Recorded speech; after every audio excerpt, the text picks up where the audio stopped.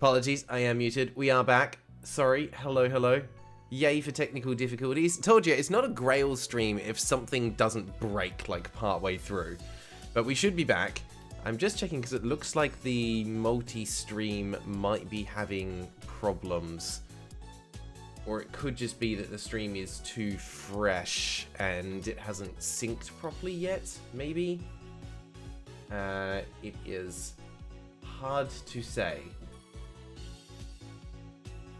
Let's see. Okay. No. Let me just do a little zoop zoop. Nope. Because Twitch still says that I'm live, but it's not showing the current content, which is interesting. So I don't quite know what it's doing. Oh, what good fun. Okay, I don't know how to fix that, so I think we're just gonna have to wait and see if it actually manages to catch up or not. Oh, I sent... Oh, no, that's the wrong link. Whoops. Let's just, fix that. Hopefully that didn't break anything. I pressed the share button too soon. What we actually wanted was this thing. Thank you, Zonarix, for pointing that out. That was indeed the wrong link. Alright, that's updated to the correct one now. Okay. Oh, dear me. Yeah, Zonarix, hopefully that didn't let you see something you weren't supposed to see. But I think we should be good now. I'm not sure what's happening. Over on Twitch, it seems... Okay, I think we've caught back up on Twitch. That looks like it's correct now. It's still saying it's unstable with the average bitrate being too high, but it shouldn't be because I put that down to 6,000, which is like minimum for YouTube. You don't want to have less than that, otherwise everything gets extremely choppy. But it looks like we should be stable now. Okay. Des, hello, how you doing? You missed all the chaos at the start of a new stream, which is always good fun. Let me just make sure that I'm in the right spot here, because last stream the cameras weren't working. This stream, it completely died. Oh god. What is our life? What are these streams? Are we even real? Is this a thing? I think we're good. Oh yeah, Neo, you picked it as well with the wrong link. Yeah. Sorry about that. That was just because I simply copy-pasted the link from the browser instead of actually taking the time to share the correct link for viewers. But we got there. Des, you drank the rest of your mead bottle today that was left over from New Year's Eve. That sounds delightful. Mead is an underrated drink, and there should be more of it in this world. I don't get why people are so in love with beer. It's gross. Mead and cider is where it's at. Alright. I think we can actually finally get started now because things seem to be working. So, Mediate is hopefully still in the chat. Hopefully we didn't lose them. Oh yeah, I saw that. Yep, they said hopefully it doesn't crash again, so they should be here. Right. Welcome back. Mark and Lara, Partners in Justice. This is part 2 of the stream that we've been playing with Mediate, trying to solve some crimes. So, let's see if we can pick up where we left off. Doing our, casual job of murder investigation. So I'm going to chuck another 30 minutes on the clock and we'll see how far we can get, possibly even beat the game if we're smart about it. Now from memory you can review some of the documents here. Oh, we already did this one, didn't we, Mediate? We had to do the contradiction and we're meant to be getting into the next round of interviews. So it looks like that part didn't save. Do you remember which line it was that we needed to use? Oops, don't turn that. Can I take that off? No? Okay, fine. Looks like I can I go backwards through the pages? I can. Okay. Take that off. Thank you. No? Yes. Because remember we had to find the contradiction, and I think my one was to do with the time that they said that they went, which I think was this one here, 256. And then Mediate, you had a line which was to do with when they thought they went to bed.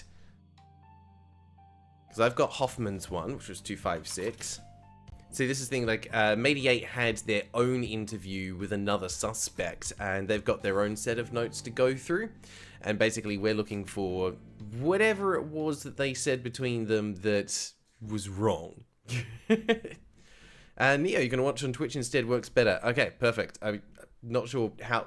Why does it work better, or how does it work better compared to watching on YouTube? That's what I want to know. I don't actually really know what the difference is. I reckon it was 278. I will trust you on that.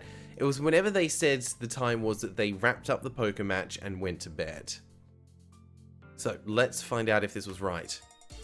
Yes, there we go. Hoffman claims he checked the time after the poker game and that it was 2:25 AM.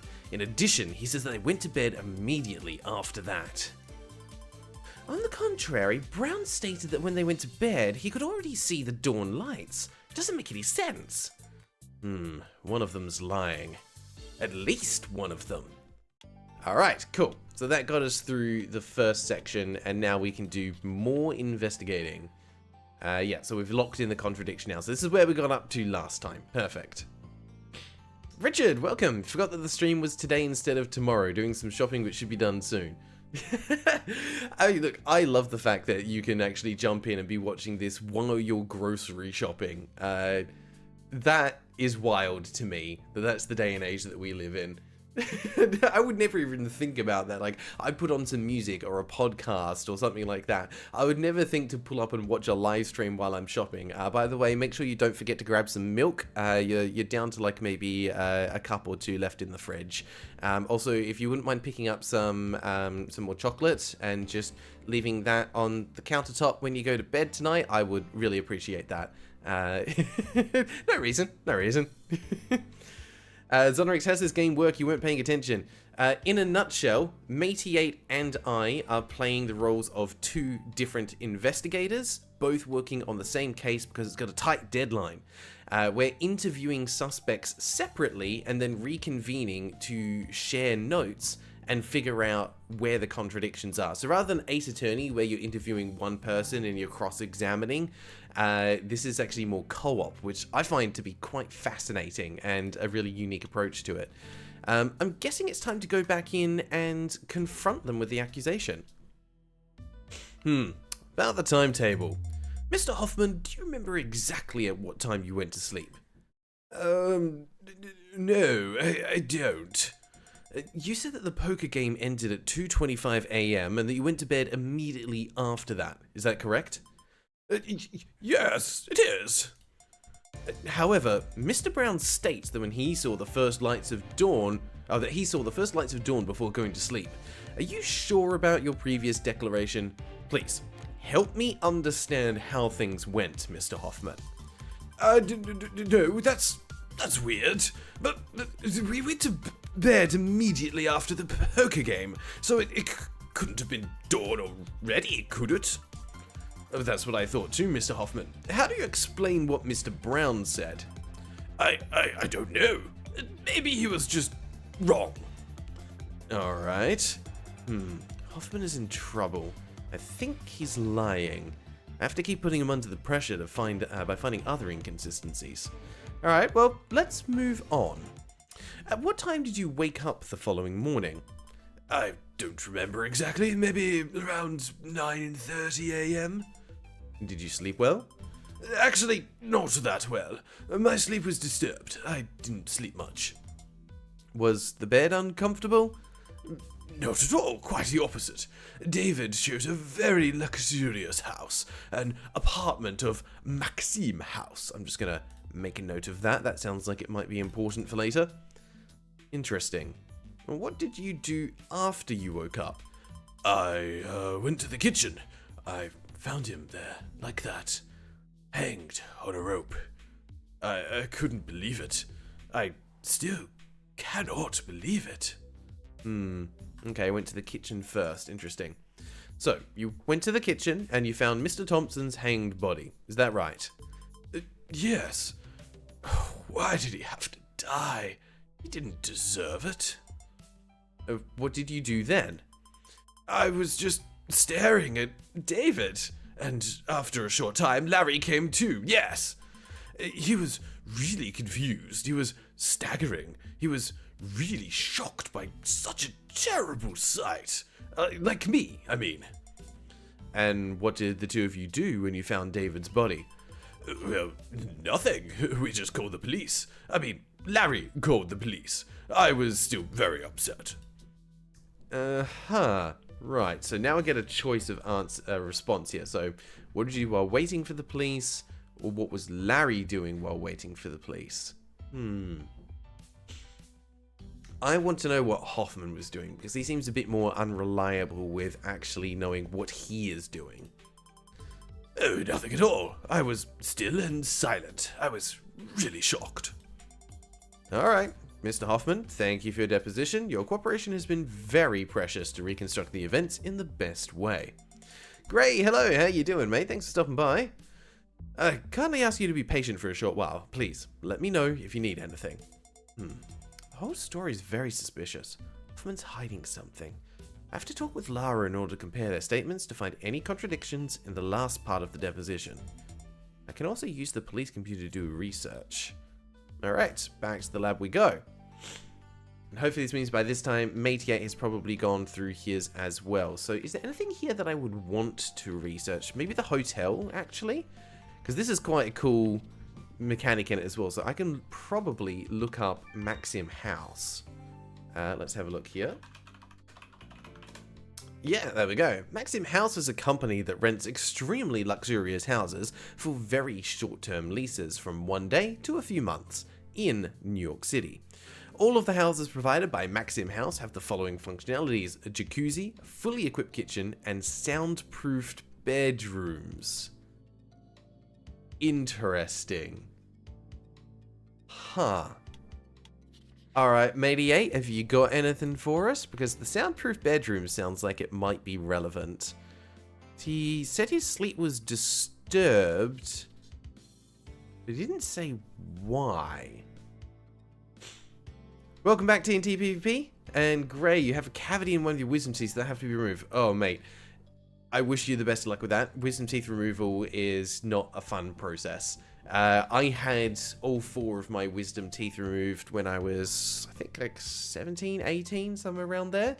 I got put under in hospital to have it done, and the funniest part to me about it was when they're doing like the full anesthetic where they put you under, you have like a little mask that gets put on, and they're wheeling me into the operating room to get started, and I was disappointed because they didn't do what you see on TV with the, alright, count down now from 10, just to make sure that everything's working. So I actually asked, I was like, oh, come on, can I do the little countdown thing? And I went 10, 9, and I woke up saying 8. Which was, to me, is just hilarious. Like, there was just no, like, darkness, no dreaming. It was literally just a time skip like that, and it's just like, oh, there's something in my mouth like filled with gauze and stuff like that, and it's like, oh, it's like really kind of rubbery and what's going on? It was so strange. Mate8 402, Larry says he heard a scream. Ooh, okay, yeah, there's no way Larry could have heard a scream. Not possible if they were in soundproofed rooms. Mate8, just double checking, did Larry say anything about staying at the Maxim house? Because if not, that's probably the line that we need to use. Des, speaking about cats, yours just jumped out of your wardrobe and forgot it was there. That's called a ninja cat. They're gonna get you when they least expect it.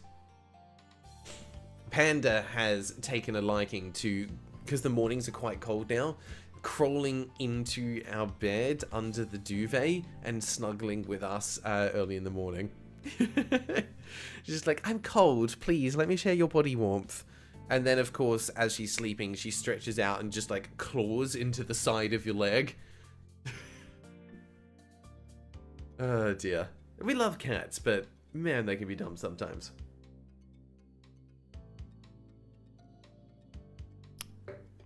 Ooh, actually, I should bump up the volume level just a little bit there for you guys. Mate8, no, you don't think so. As in, no, you don't think he mentioned the Maxim house. Okay, so probably then what we need to do is 363 for me, which is the line about Maxim house. And then you said 402 is where Larry heard a scream. So theoretically, those two should be the ones where they contradict each other. Also, I think my chat is a bit behind what you guys are talking about. I'm not quite sure why. If we can just do a little bit of a test, can you just put the word yellow into the chat for me? Just say, hi, yellow, how you doing? Oh, there we go, Mediate's got it there, okay. So I've got a feeling, like, it feels like there's more of a delay in the chat than normal. Orange, yellow, okay, there it is, yeah. Normally it's about a 5-second delay, now it's about 30 seconds, but that's still not too bad, we're good. Alright, so that should be it. Notice, while I was questioning Hoffman, I found out that the bedrooms were completely soundproofed. I wonder how the hell could Brown hear the frightful scream coming from the kitchen?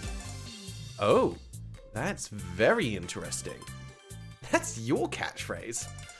There is something wrong. Hanging, clean kitchen. Maybe it wasn't a suicide at all. I wish I knew what the hell they're hiding. I'm not buying this. Alright, back into the interview we go. Nicely done, Mediate. About the scream. Hang on, my guy doesn't know anything about the scream. Sure, whatever. Mr. Hoffman, you declared that the house was a Maxim house, am I right? Yes. Did you know that this type of house has soundproofed bedrooms? Sure. David told me something about all these comforts. Mr. Brown said that he heard a frightful scream coming from outside the room. How can you explain that? Wait a second. Oh, it can't be. That was... Oh. Hoffman, you okay? Please, try to remember, how did things actually go? Did you scream? No, I didn't. I mean, Larry, he must have got confused. It can't have happened like this. Alright, thanks, Mr. Hoffman. That's a very weird reaction from Hoffman. What was he referring to? Maybe to some other events? It's better to investigate and see what Lara found out. I'm also really enjoying the music. I would say it's got the right kind of atmosphere in a similar way to the Ace Attorney games. It hasn't got quite the same oomph. It doesn't have the same melody that really captivates, but it's got the mood and the atmosphere down. In the meanwhile, we received the report of the police agent who entered the house first. Ooh, okay. I'm getting more documents. Is this the one that I want? No, we've read that one. Ah, this is the new one.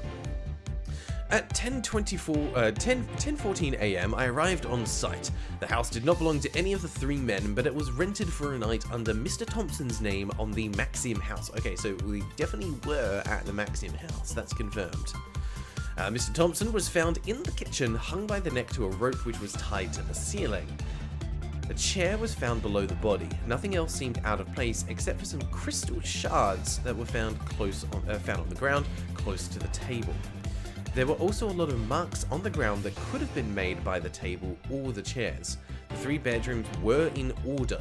The bathroom was very dirty and wet and contained traces of alcohol and vomit. We knew they were drinking heavily the night before while they were playing poker, so that's probably relevant there. But what on earth would these crystal shards be? Broken glass? Something like that, maybe? Don't know why they wouldn't just call it glass if it was glass. Alright. I think that's all we're going to get there. Mr. Hoffman, thank you for your patience. There are some questions I would like to ask you if it's okay with you. Sure. I'm sure that Mr. Hoffman is not telling me the truth. I need him to give me more information.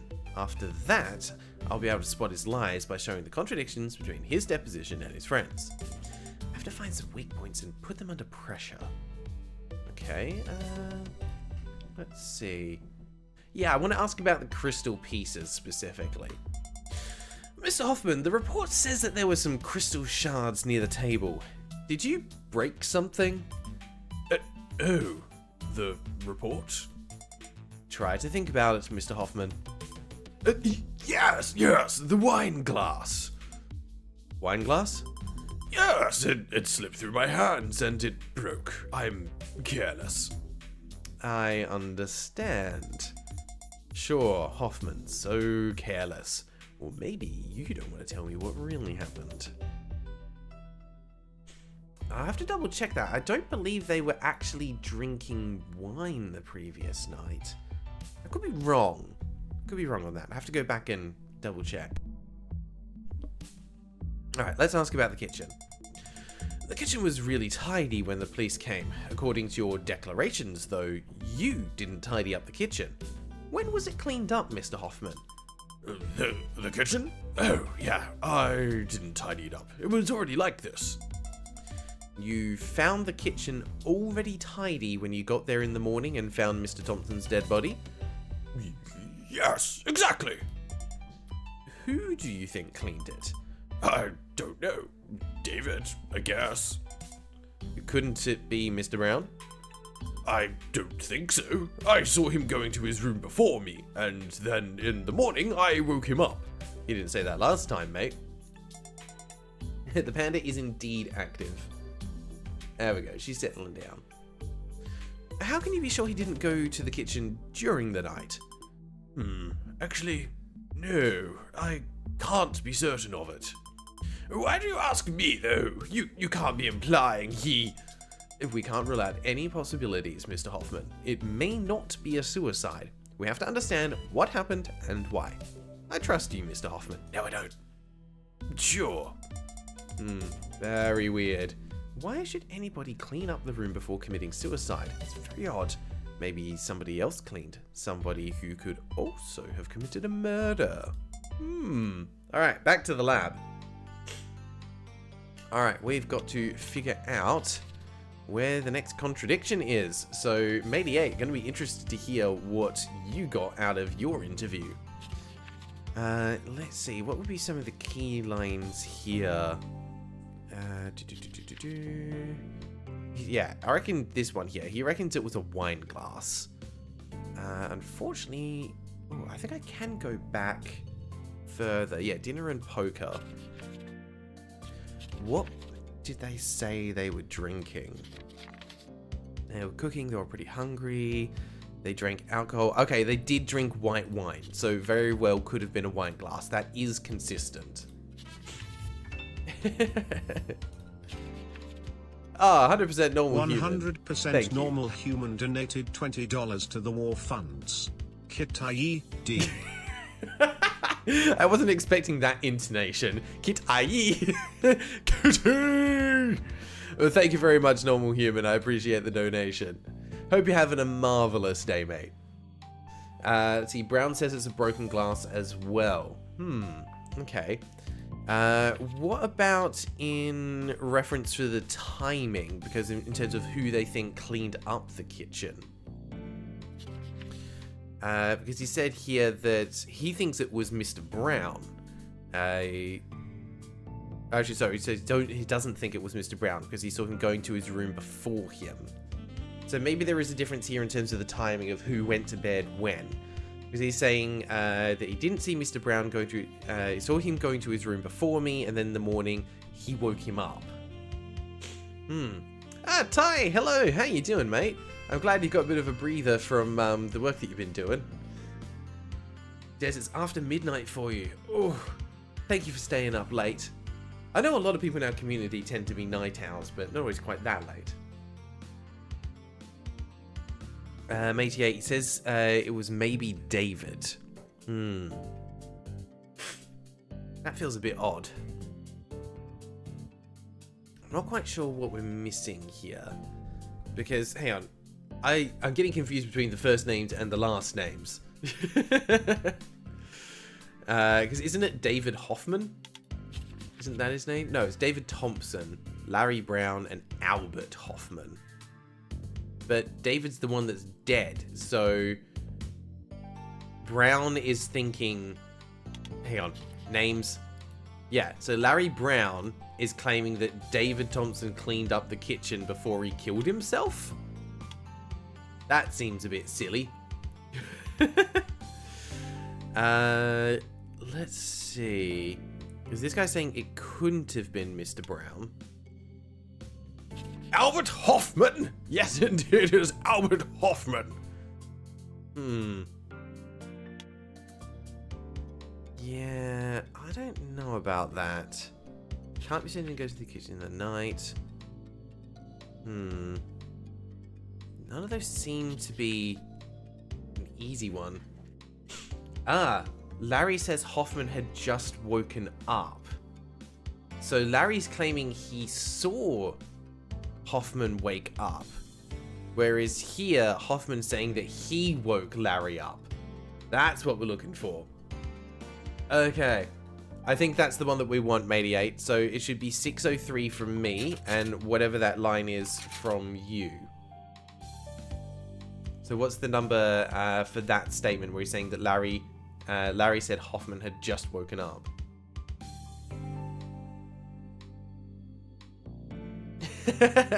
Ty's enjoying the panda cam, hell yes. 65, okay, let's see if this is what we're looking for. Nope. Okay, that's apparently not it. I reckon we're on the right track. It's got to be something to do with these ones, right? Unless one of them claimed that they heard something. Kitchen was really tidy when the police came. According to your declarations, though, the kitchen... you didn't tidy up the kitchen. When was it cleaned up? Didn't tidy it up. It was already like this. It's got to be here somewhere. Maybe we just didn't quite do the right line for it. It wouldn't make sense for it to be any of those ones. Unless we're meant to be linking back to something even earlier. Something happened in the night, maybe? The game ended there, went to bed.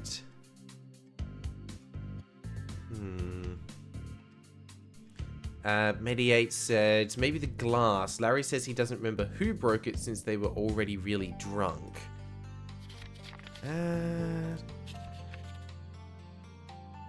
Oh, okay. And Hoffman says that he broke it because he's careless. But if that happened during the dinner, then surely they would remember. So you might be onto something there, Mediate. Let's give it a go. So that's going to be 593 for me. Yeah, the glass. Larry says he doesn't remember who broke it since they're already really drunk. Something like that should be pretty memorable. And Hoffman clearly remembers it. So it's a bit odd that Brown doesn't.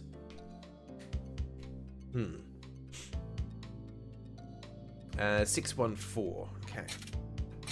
Also, quite impressive that this is the number of, like, lines of dialogue that we've got. Although I think it is done by chapter like these. I think I'll start with 3. Yeah. Alright, let's give it a go. No, that's not quite it either. It's not 614 and 593. Okay. Says we're close to it though, so maybe... sorry, maybe it's just not quite the right line number. Apologies, I'm still a little bit unwell from the cold I had last week. I'm mostly over it now, but it's just still a little bit in there. What are we missing here? I thought for sure that would be it. Unless you've got a slightly different line, Matey 8, that might work for it.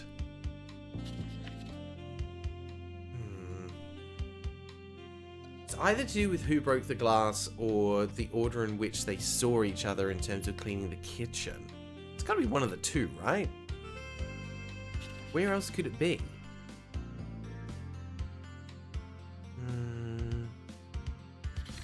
There's also the one around... Like, this one just stands out to me as so suspicious. Don't think so. Saw him going to his room before me, and then in the morning I woke him up. Mediate, no, he just has the one line talking about the glass. Must be the kitchen then. I guess so. 100% normal human. Your cat's sitting in a kitty tree next to you watching a stream. Ah, I love it when animals actually realize, oh, we're not just staring at a black box all day. There's actually something on there. And every now and then, Panda will get up and be like, oh, there's something moving on the screen. I'm gonna get it. Has your cat stopped preying on your biscuits, now sitting on your mouse pad, also watching? They're just trying to keep your mouse warm, that's all. They know it's important to you, and therefore it must be sat on. Got to keep it safe.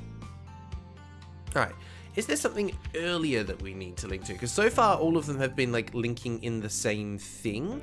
But I'm wondering if at some point we actually might need to link back to something older that they said.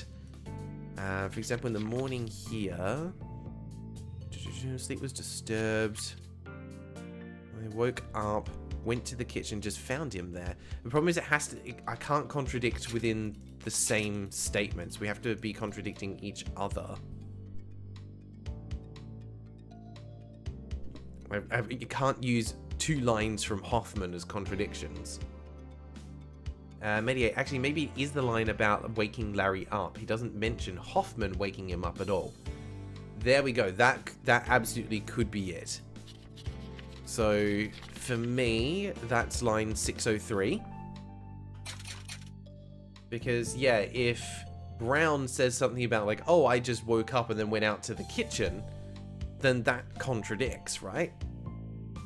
Because Hoffman's claiming that he woke up Mr. Brown. We can give it a go.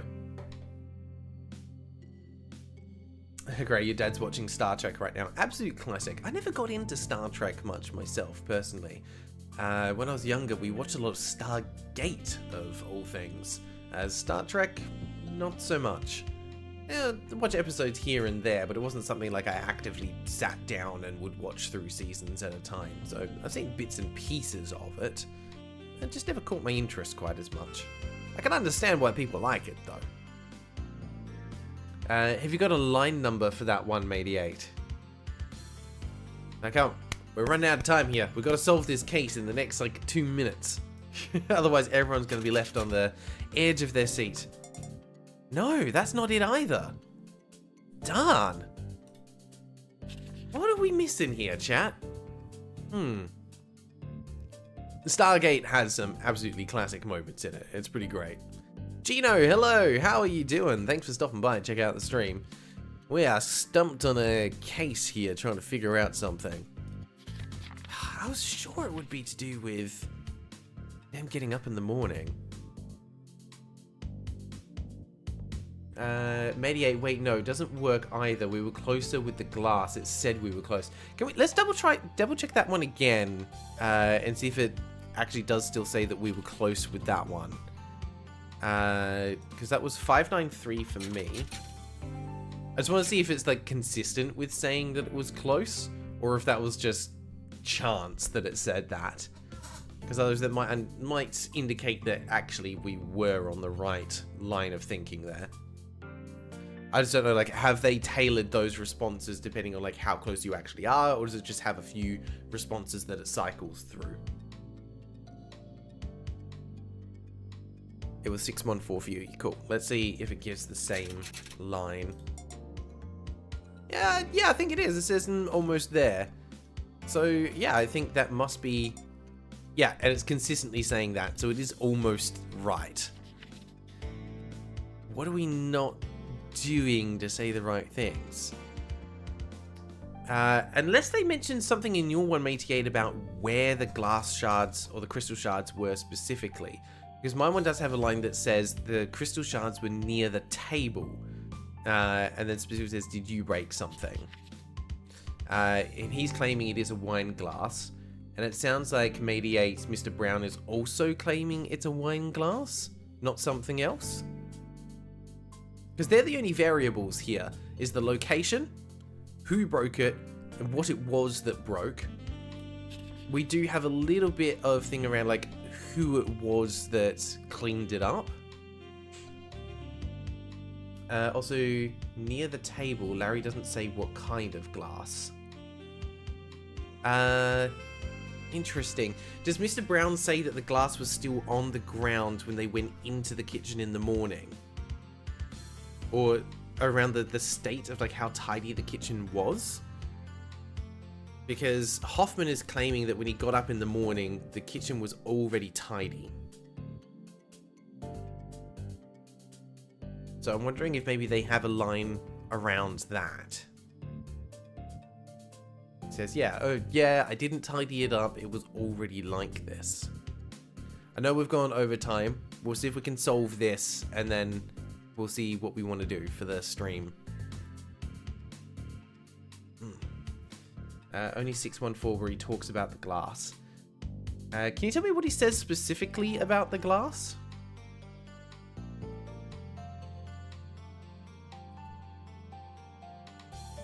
It might give us a clue. There might be something in the wording. This is a tricky one. We all need to have our thinking caps on. We need to go detective mode. If only we had an ace attorney here to help us out. Which always bugged me a little bit. Like, why is, you know, a lawyer investigating cases, tampering with evidence? It makes no sense. At least in this one, we're actual detectives doing detective work. To me, the best character in the original Ace Attorney game is Professor Gumshoe. The best. It says, a broken glass. I don't remember who broke it. We were already drunk as hell. It's gotta be around that, right?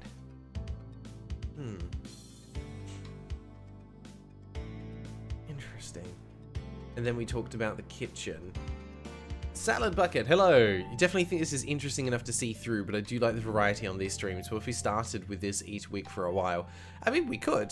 I think this game is honestly short enough that we'll be able to finish it. From what I saw in the Steam reviews, it looks like it's only an hour to 2 hours long. Most of the comments that I saw on it were saying that they liked the idea of the game, suffered a little bit from the translation, but more often than not, people were saying it was just too short. We talked about the kitchen. This is why it's so tricky. Like, if I could see exactly what was in your statements, we'd probably have to figure it out really easily. But we just can't. We have to try and trust each other.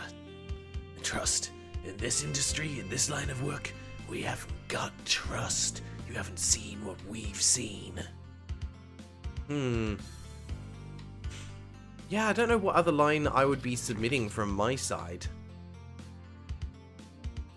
Again, it does make me wonder if there is something from earlier that we need to go through. So what do they say about in the morning? What time did you wake up? Don't remember, at 9:30. Did you sleep well? No, it was disturbed.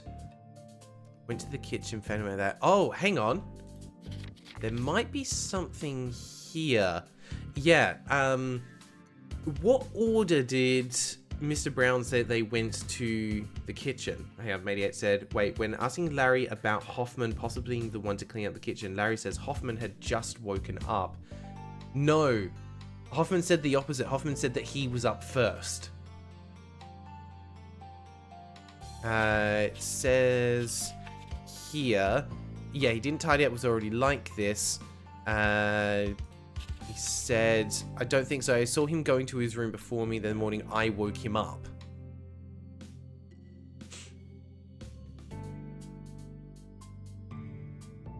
So I think that's where the difference has to be, right? Wait, when asking Larry about Hoffman possibly being the one to clean the kitchen, Larry says Hoffman had just woken up.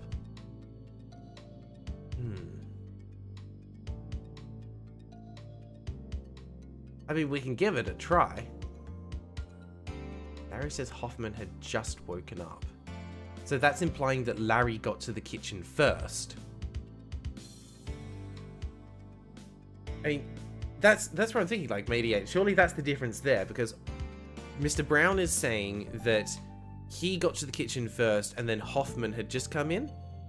Whereas Hoffman is saying that he got to the kitchen first and then Mr. Brown came in. That's where it's reversed. They're not clear on who actually got to the kitchen first, right? Or am I misunderstanding what you've put in?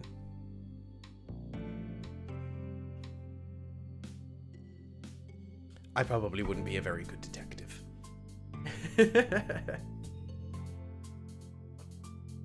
Gino, this game needs the Danganronpa theme. I actually don't know how that goes. Someone can pop it in the Discord and listen to it later, but I do know that the Danganronpa games are very highly regarded, and I think have a bit of an iconic soundtrack from memory. I probably know it if I heard it, like I'd recognize it. Yeah. We are stumped, chat. We are stuck. No, he's saying Hoffman was just awake and was there first. But Hoffman says he woke up Larry, and I don't think Hoffman... This is hard to read.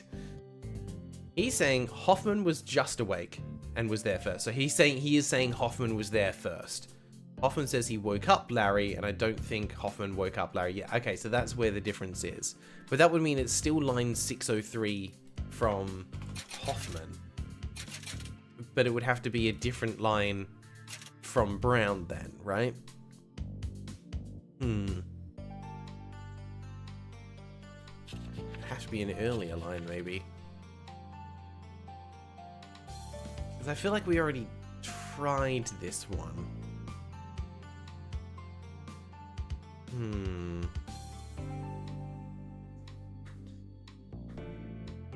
I don't know what else we'd be missing. There's only so many lines that it could be. 614 was for Mate8, where the guy was talking about the glass. Okay. I mean, we could try this through trial and error.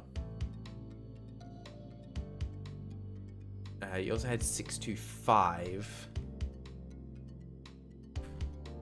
No, I'm just going to try it. Nope, that's not it.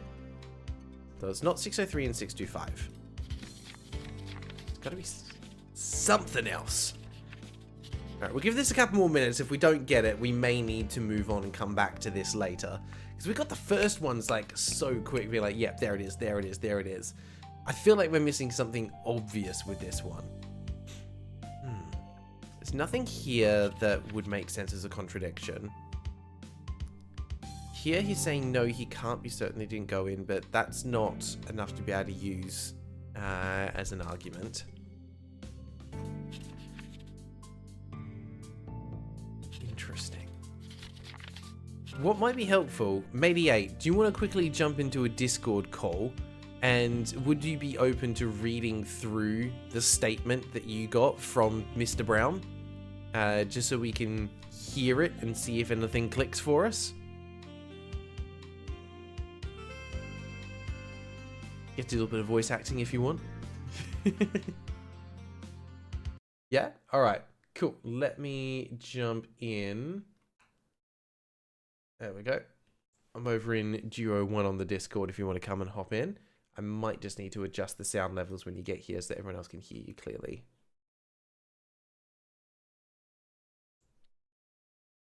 That's up all the way already. Mate8, hello. Can you hear me? So, just had to mute the streams because otherwise I'd hear you double. Fair enough, fair enough. Hang on, give me 1 sec just to bump the audio for everyone else. Gonna just pop that up. Ella, could you say something again? Oh. Yep, sounds like you're coming well. Wonderful, yeah. Take it away when you're ready if you'd like to read through the conversation that you had with Mr. Brown.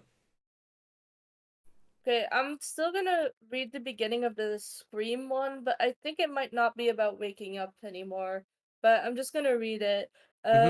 So Lara says, Mr. Brown, you said that you woke up in the morning because you heard Mr. Hobson's frightful scream and that you rushed to the kitchen. Am I correct? Yes, yes. Says Brown. Laura, apparently though, we found out that the room is completely soundproofed, and then he says, but wait, I must have been confused. Let me think for a while. Lara says, take your time, I just want to understand what really happened.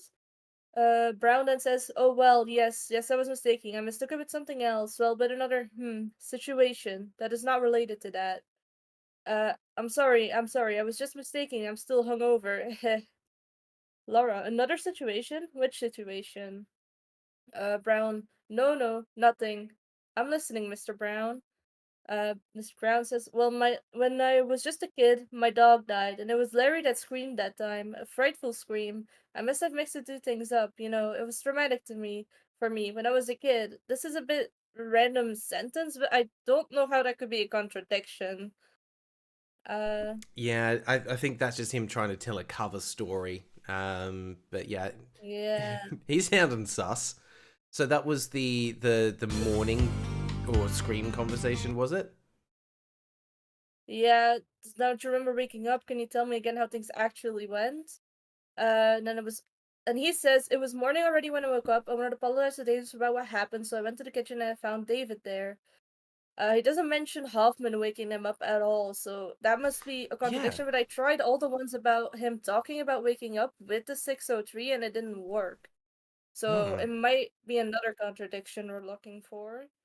I wonder And then Lara if asks about maybe there's a different line in mind that could work for that.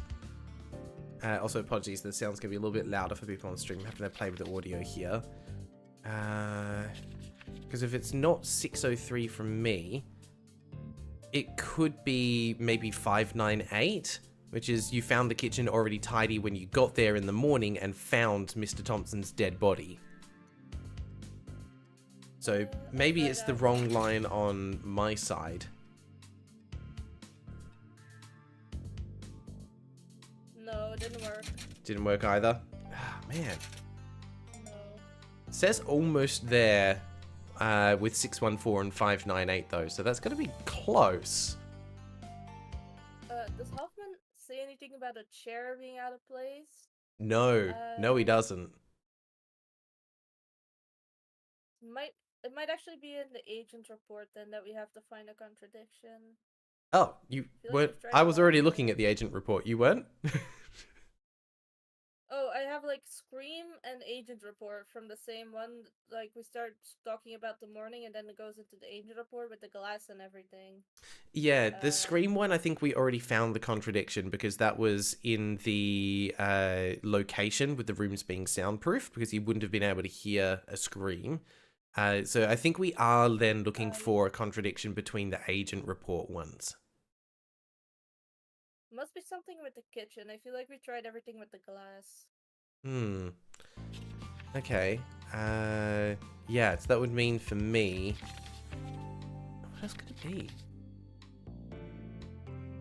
Oh, hang on. Why did I do 598? It has to be 597. 597 and 614? Still says almost there. Yeah, so sorry. Would you mind going through your agent report one again for us? Sure thing.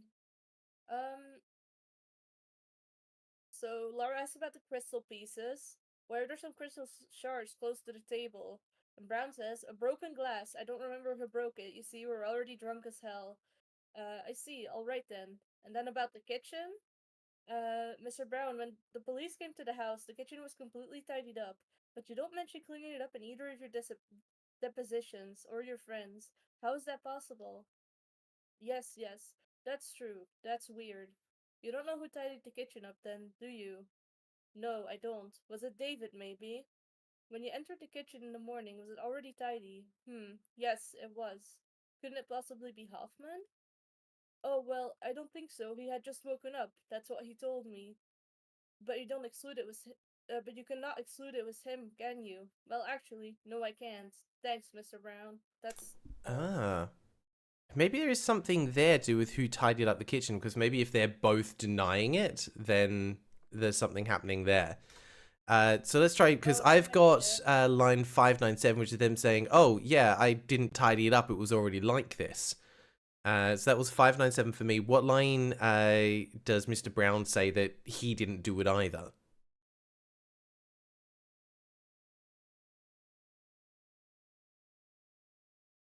He doesn't outright state it. He says that's weird. You don't know who tidied up the kitchen. No, I don't. Then he says it might have been David.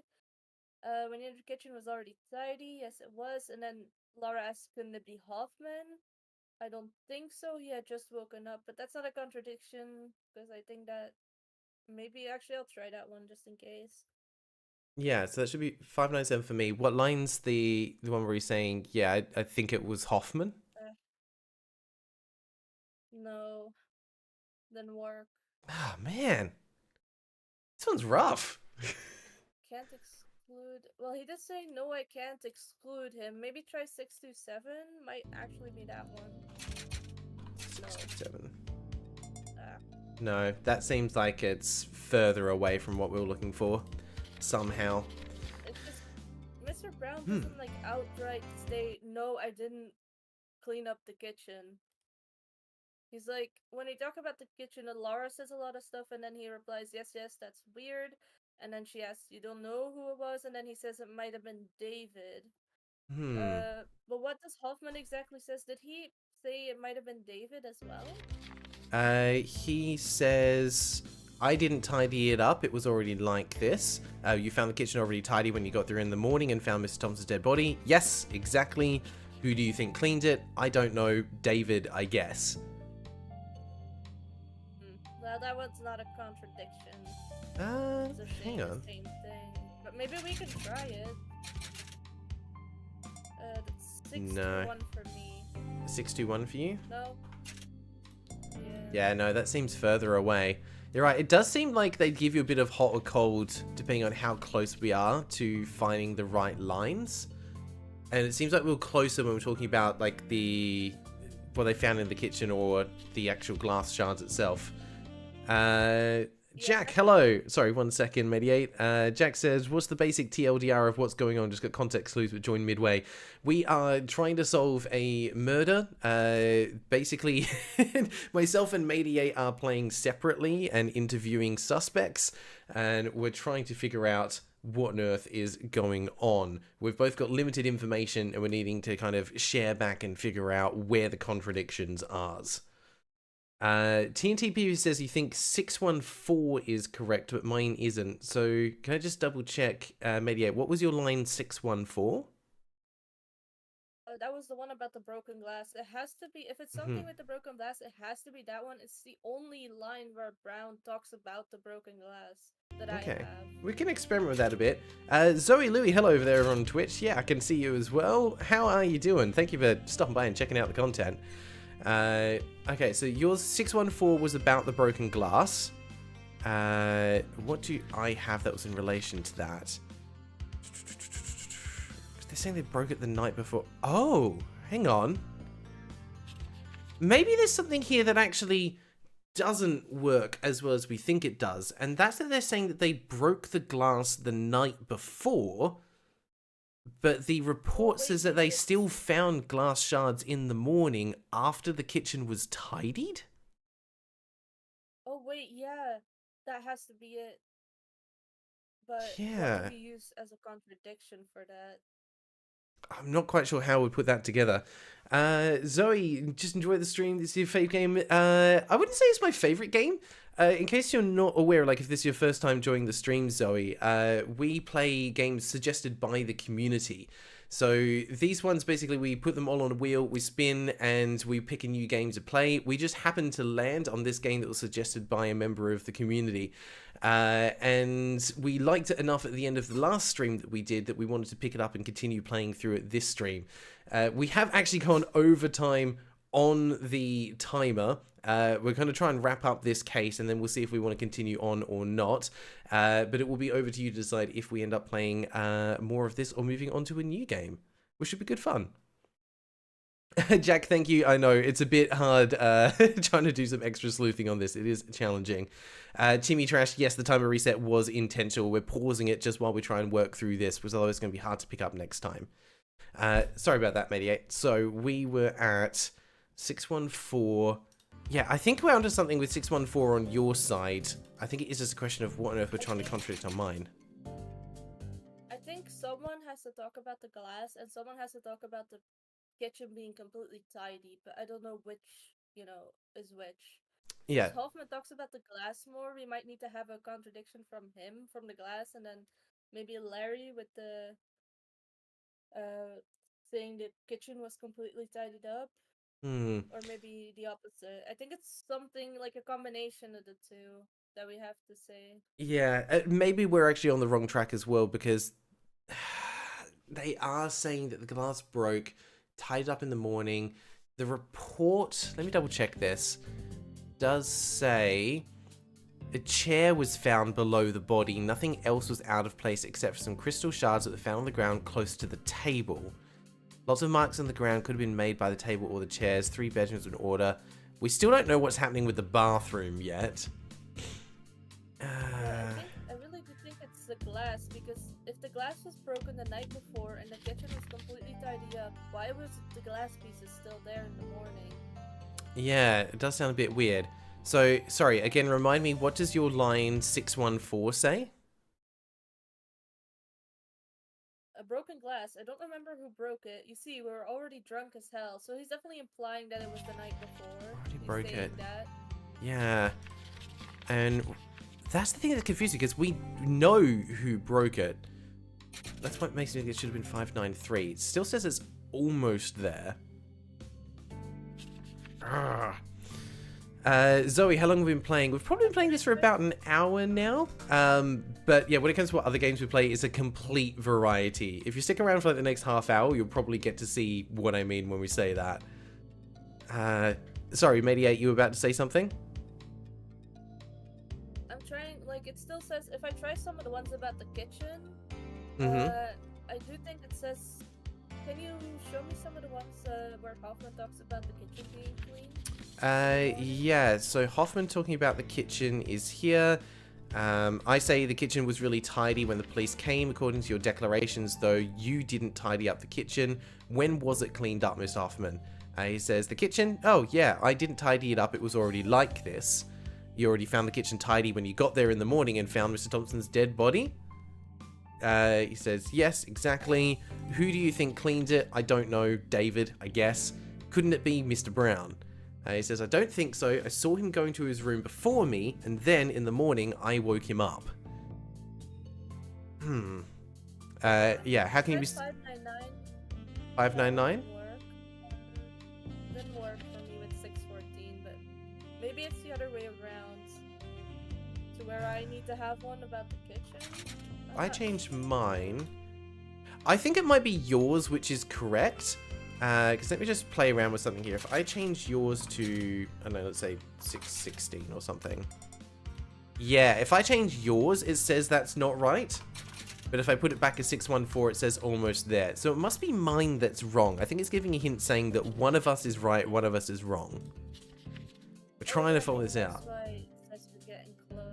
Oh yeah, TNT PvP just figured out the same thing, saying theories that almost close systems determined by checking if one is correct and the other is wrong. If you enter 614 in an unrelated prompt, it still says you're almost close. I agree, but before, we did also have one where... Oh god, can you remember at Mediate? There was something else we had where we got a different answer that's implied it was close, but not quite. Which must have been for when I had mine right, but yours was wrong. We're gonna sluice this out a different way. Is it the wine glass? Yes! It's 591 for me! It's specifically the wine glass. Okay, we're heading somewhere. That's it. Perfect. It's Alright, I am going to... I'm going to drop out of the call for a sec. Feel free to hang there. We might jump back in if we got to talk through something again, okay? Thanks, Mediate. Alright, holy cow. I've never been so hyped to actually figure something out for a while. Mr. Brown instead said that when the glass broke, they were completely drunk. But they drank the wine during dinner. According to both of them, they got drunk only afterwards during the poker game. With whiskey! Oh, I knew it! Okay, there was something back then where they said that they changed drinks. Ah! Okay. Somebody is still lying. That's very smart of you, Mark. You are a genius. Yes, I do think so. Come on then. Let's go ask them some questions. Alright. We're going to pause here for a second, and I'm going to put this over to you guys. Sorry, I control the timer with the numpad key, so when I'm entering answers, it keeps messing with the timer a little bit. We will jump over and we'll do a poll to see if we want to carry on with this. Because we have gone overtime. I am very tempted, though, to say that even if we get a no vote, we might pick this up again at the start of the next stream just to do a little bit more. So keep in mind that that can always be an option for us as well. Oh, we didn't complete the vote last time. All right, so new poll is up on stream. Use exclamation vote yes if it is time to spin the wheel and move on to a new game. Exclamation vote no if you want to see a little bit more of this one. Keeping in mind that we may actually be finishing this game relatively soon. Zoe, notice the channel, it looks pretty fresh and simple. Not sure if you're talking about the YouTube channel or the Twitch one, because yes, the Twitch one is very new. I only just started streaming on Twitch, like literally 2 weeks ago. This is the second stream on Twitch. But the YouTube, I've been over there for a while, doing a fun review series of really obscure video games. So if you wanted to have a look and a peek at what kind of games that I play outside of stuff on the channel, you will see a lot of it over there. The battery site because of Twitch? Oh, you don't understand why some people want to vote? No. It's always going to happen. Amra, why are there chat messages that don't appear in the chat? Oh, it's because we're dual streaming on both YouTube and Twitch now as well. Zoe, why don't you try and add custom artwork on your channel? I thought I had added some custom artwork on there. If it hasn't come through, I don't know why, because I definitely set it up in the background to have some bits and pieces. Should have... Oh no, the background hasn't come through. I've got the profile picture. There should be a banner in the background over on Twitch, as well as a few other bits and pieces, but if it hasn't come through, it hasn't come through, and I don't know why. I mean, like a logo, banner panels, overlay. I don't go too nuts with having like stuff on the stream itself. I like to keep it fairly simple. I'm still relatively new to streaming. I've been doing it for like a year or so now, but it's not something that is like the main appeal of my channel. The main reason that I do content is for the review series that I do, and the streaming is just something extra fun on the side. So I'm not too concerned about, you know, blowing it up to something high level. Streaming is never going to be the main thing that we do. All right, poll has ended. Where did we land? Oh, okay. We actually landed on a no vote, which means we're going to carry on with another 13 minutes of this game before we move on to the next one. If we finish it, we'll move on early. That's basically how the rules work for it. Yeah, it did get a win. This is the second win on the poll. Now, normal rules would be if it wins 3 times in a row, we do a full playthrough of the game. But I have a feeling that we won't need it for this one. So, Mate8, hope you're still hanging out. We get to play a little bit more of this one. Jack, you binged all the stream sequence videos a month or so ago, and now you always patiently wait for the next upload. Found some neat games from it, so excited to join stream.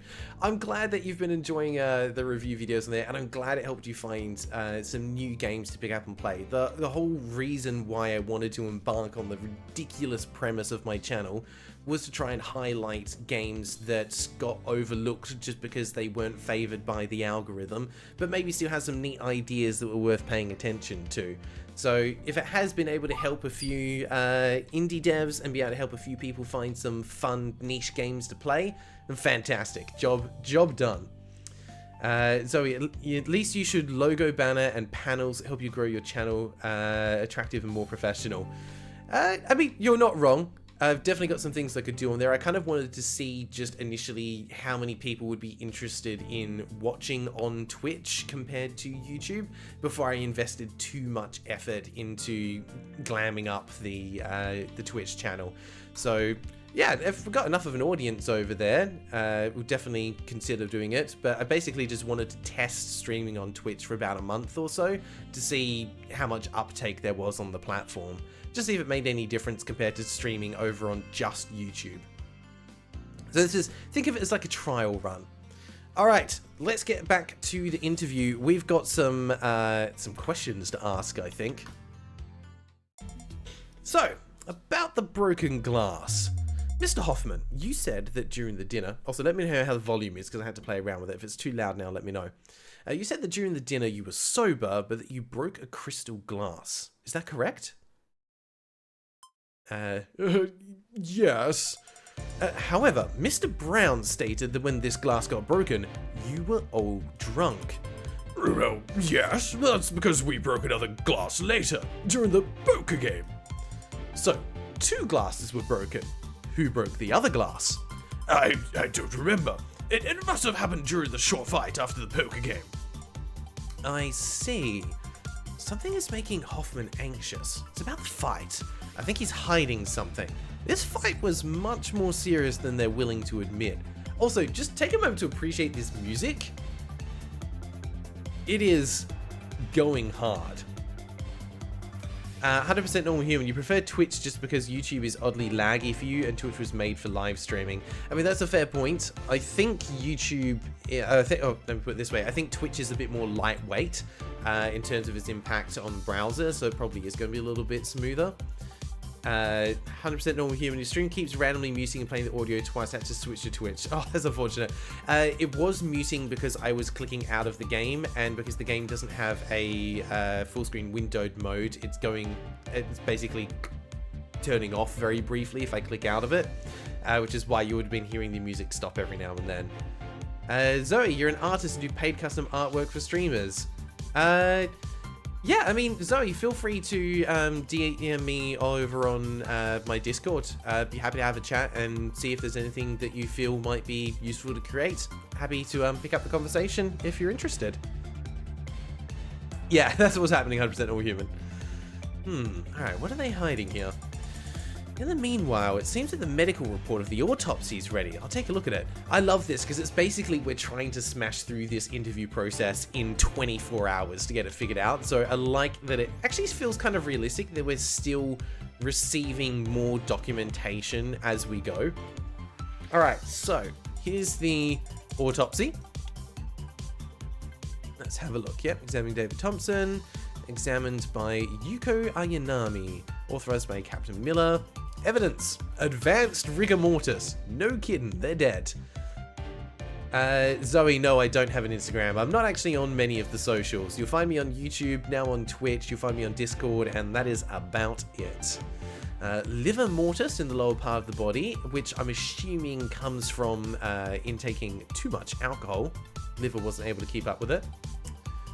Mediate scammer. Yeah, I've got a feeling that Zoe may or may not be 100% legit, so I'm just kind of seeing where this goes. It is a little bit odd, and no offense, Zoe, if you are 100% legit, I do apologize if that is the case, but I am very aware that there is a thing going around Twitch and other streaming platforms at the moment of people offering to create visuals and assets and things like that, but it is a bit of a scam. So apologies if you are legit and honestly wanting to help out, but no way of verifying at this point in time. Always a bit tricky with that kind of stuff, but yeah, 100% all human. The music absolutely is going hard. It's really ramping up now that we're getting close to the end of the case. What, liver mortis isn't a liver thing? You're kidding. It's something else. There I was thinking I was being smart. Body temperature 22.5 degrees at the time of the autopsy. Hematoma in the neck. Oh, it's the change in skin color caused by blood pooling in the body. Ah. Oh, there we go. I've learned something today. Thank you, yeast. Presence of visceral vascular congestion, blood stasis, petechia, I probably pronounced that wrong, and cyanosis. Autopsy was carried out at 12:32 a.m. The body was identified as that of Mr. David Thompson by testimonies and identity card. Cause of death is suffocation between 2 a.m. and 2:30 a.m. Overall, he was healthy. The left knee, hematoma, I think, is signs of bruising from memory. Yeah, the game can officially be called educational. We're all learning together, Salad. Jack, as an artist, I wouldn't reach out in stream chat, but yeah, it's really hard with scams. Can imagine someone using Twitch chat to advertise, but be cautious. I 100% agree. Like, it's not unbelievable that someone would go, oh, hey, here's a Twitch streamer that's new and don't have that many custom assets. I'm an artist and I might be able to help them out, and I kind of like what they do. I mean, that's the same way that I found Ty to do video editing. He found my channel, reached out and was like, hey, I noticed that you're new to video editing. Would you like someone to help out? And I'll admit, Ty, if you're still watching this, or if you're watching this back later, I apologize. I was wary of you being a scammer at first, but it's always good to have a healthy dose of skepticism when you're engaging with strangers on the internet. The internet is a wonderful place. There's a lot of lovely people, but there's also a lot of less than scrupulous people as well. All right, an important quantity of alcohol was present in the body at the time of death. The deep marks of the rope on his neck show he must have hung for several hours. Some crystal shards were found under the hand's skin. I'm sorry, what? If the glass was broken by one of the other people attending this event, why would there be crystal shards under the hand's skin? Talk about, like, saving the most important information for last. Fascinating. Okay, well, that's not good. Yeah, glass splinters in the hands. Now, Mr. Hoffman, you said that you checked the time in the exact moment in which Mr. Thompson lost the crucial poker hand, and the time was exactly 2:25 a.m. Is that correct? Yes, I remember it well. After that, as you stated, a short fight took place. How long did it take? It was really fast, 1 minute at most. So, let's say at 2:26 a.m. you were both outside the kitchen and you started talking. How long did you talk for? Maybe about 5 minutes? And what did you hear during these 5 minutes? I heard complaints from David coming from the kitchen. And then you went to bed, right? Yes? It had to be at least 2:30 a.m., correct? Correct. So you state that you heard David's voice coming from the kitchen until 2:30 a.m. Is this correct? Yes. Yet the medical report shows that the death occurred between 2 a.m. and 2:30 a.m. So David couldn't have possibly been alive by then. How do you explain that? I must have been confused. Maybe it was 2:15 a.m.? I remind you that you said you checked the time when the poker game was over, and it was 2:25 a.m. You know, I'm sure maybe he committed suicide immediately after we exited the kitchen. In 5 minutes. Yes? Why not? And he cleaned the kitchen in 5 minutes too, before killing himself. Sure. Mr. Hoffman, do you understand that it's not possible? It was not all tidy and clean. The chair below him was upside down. Just tell me the truth, Mr. Hoffman. What happened during the fight? It was just a little fight. Nothing serious. Mr. Hoffman, the medical report said that there were... Oops, I skipped that accent. I think he said there were crystal shards under the hand, the skin in the hand. Well, they had a fight, yes, but that was it. Nobody killed anybody. Please, stop. Something's wrong. I have to put Mr. Hoffman under pressure by finding other inconsistencies in his deposition. All right. Back we go. Yeah, animation cancelled too fast. Sorry, appreciate the compliments on the voice acting. It's always good fun. I do try to nail these roles. Robo Twilight is Pancake Sparkle over on YouTube. Hello again, Pancake Sparkle. Love your naming conventions for your usernames. All right, let's see if we can figure out where the contradiction is now. So we have both the glass pieces and the autopsy to go through. So now we're branching out a little bit. We've got a couple of things to go through. So he said, Mr. Hoffman, during the dinner, you were sober, you broke the crystal glass. Yep. Graeldon hopped on those YouTube voice lessons. No voice lessons yet. Not saying that there might not be a thing in the future. I'm very mindful at the moment. I have like 5 different voices that I can do. It's a little bit tricky. Yes, more deposition checking. We can figure this out. We did the last one. We now know how the game works with its clues. We might be able to do this a bit better. Easy one here might be Hoffman saying that we broke another glass later during the poker game. 2 glasses broken. Who broke the other glass? Don't remember. Must have happened during the fight. And then we've got a bit about the timing as well. Shall we get Matey8 back in Discord and potentially go through their side of things? Let me jump over here. Pop back in. Matey8, hello, welcome back. Are you there? Hello. Here. Can you hear me? Yep, got you loud and clear. Would you mind taking us through your side of events? Because we should have both the one for the glass shards and the one for the autopsy. Yes, we do. I'm not gonna read it all. I'm gonna read the ones I find interesting. Sure. Since take a while. So Larry says that no glass broke during dinner. He says it definitely was during the poker game, but not two glasses. If I think Hoffman said there were two broken glasses. Yeah, Hoffman definitely said there were two broken glasses. He said here, well, yeah, that's because we broke another glass later during the poker game. Okay, maybe we can try that one. Okay. So that's 1006 for me. What one? 570 for me. 570? No, Yeah. that's not it. It looks like neither of those were right. Guy does things. No, not wife voice reveal. Mediate is member of the community. My wife is out at work at the moment. She doesn't jump in for the streams or anything. She's not actually played a role in the channel just yet. All right, sorry, Mediate. Go on. Anything else that you've got? I'm gonna go a little later. Probably nothing with the glass anymore.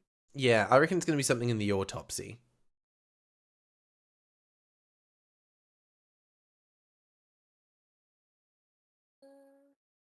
What did you have that kind of stood out as like big events? About the fights, he says, I told you we fought, we pushed each other, the table must have tipped over, and I remember that something fell to the ground and broke. I'm thinking that was the glass that was left over. Yeah, could be. Table But I push didn't- over. Hang on. Let me just double check what I had in the autopsy here. He said the fight was really fast. Like, the main points he had was that the fight was really fast. He got confused about the time.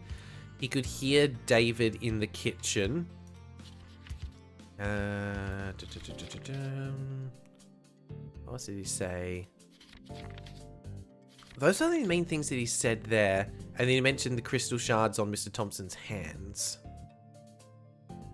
Brown does say something interesting, talking about the fight when he said it was probably a little bit more worse. He says, we beat each other up a little. It can be, but I didn't kill Lambert. He calls David Lambert for some reason. Interesting. Lambert? Where does that come from? It could be a typo. Yeah. I would say No, he's 'cause talking Lara about Larry. says, who the hell is Lambert? Oh. Afterwards. So I'm thinking maybe it'll come up later, but not for right now. What are the odds that there was a fourth person in this and no one's mentioned it this entire time?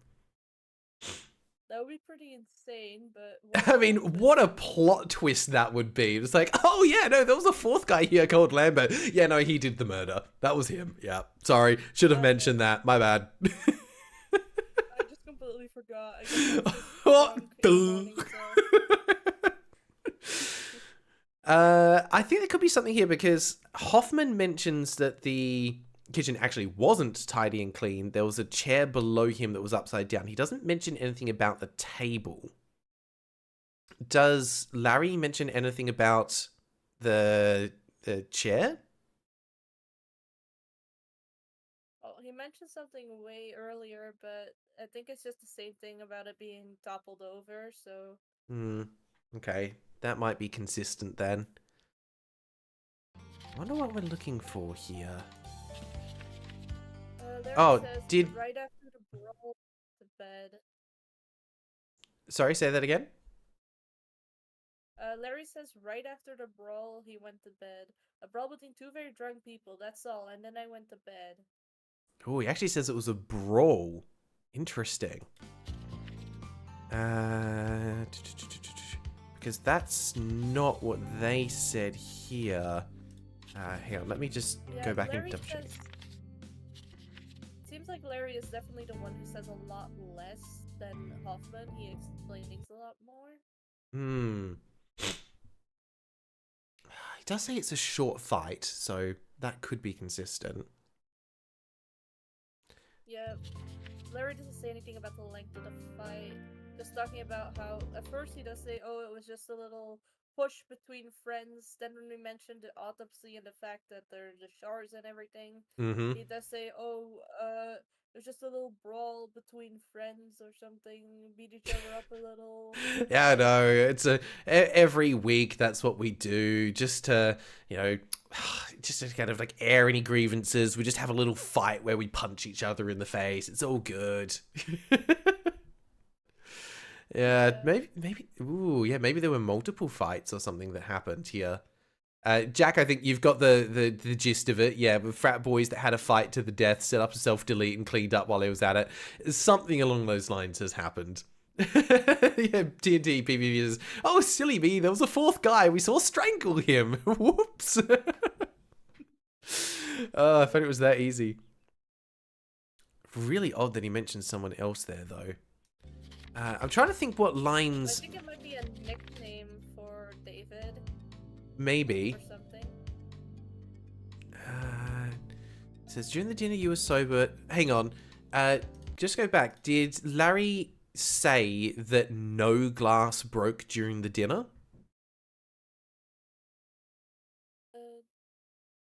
Wait, sorry, gotta go back to the glass, please. Yeah, because I think you said that Larry yes, mentioned that only one glass broke, right? Yes, and then when I go further, I forgot to go further. And then Lara says, however, your friend said that he broke glass during dinner. And then Larry says, oh yes, maybe. I don't remember exactly. So I have a feeling we can't really do anything with the glass anymore. Yeah. I feel like it has to be somewhere in the autopsy. Okay, let me think. What's some of the key info we've got in the autopsy? I mean, again, mine focuses mostly on the time of it, but it sounds like Larry doesn't talk about the time at all. Just about the actual fight, like he starts off saying, "Oh, it's just a little push between friends," and then Lara brings up the autopsy about the crystal shards. He's then quiet for a second, and then Lara actually says, "Brown, just tell me what happened. You killed him, didn't you?" And then Brown says, "We beat each other up a little. It can be, but I didn't kill Lambert. Who the hell is Lambert? I meant David. I didn't kill him. It was just a brawl." A brawl between two very drunk people, that's all, and then I went to bed. You don't have anything else to say then, Mr. Brown? No, that's how the things actually went. Okay, for now, you'd better be more honest from now on. And then, and that's the end. I'm actually gonna try to search up Lambert on the internet, see if anything Ooh, comes good up. idea. It might be that we're missing some info. Yeah. Maybe Lambert Thompson, since that's David's last name now. Okay, no, I'm not finding anything. This one's a little less obvious trying to find the contradiction. As mine is mostly just going at Hoffman about the timing of it being impossible. There's mention of the chair, mention of the crystal shards on Mr. Thompson's hands. I still feel like, weirdly, the big inconsistency is around how many glasses broke and when this fight took place.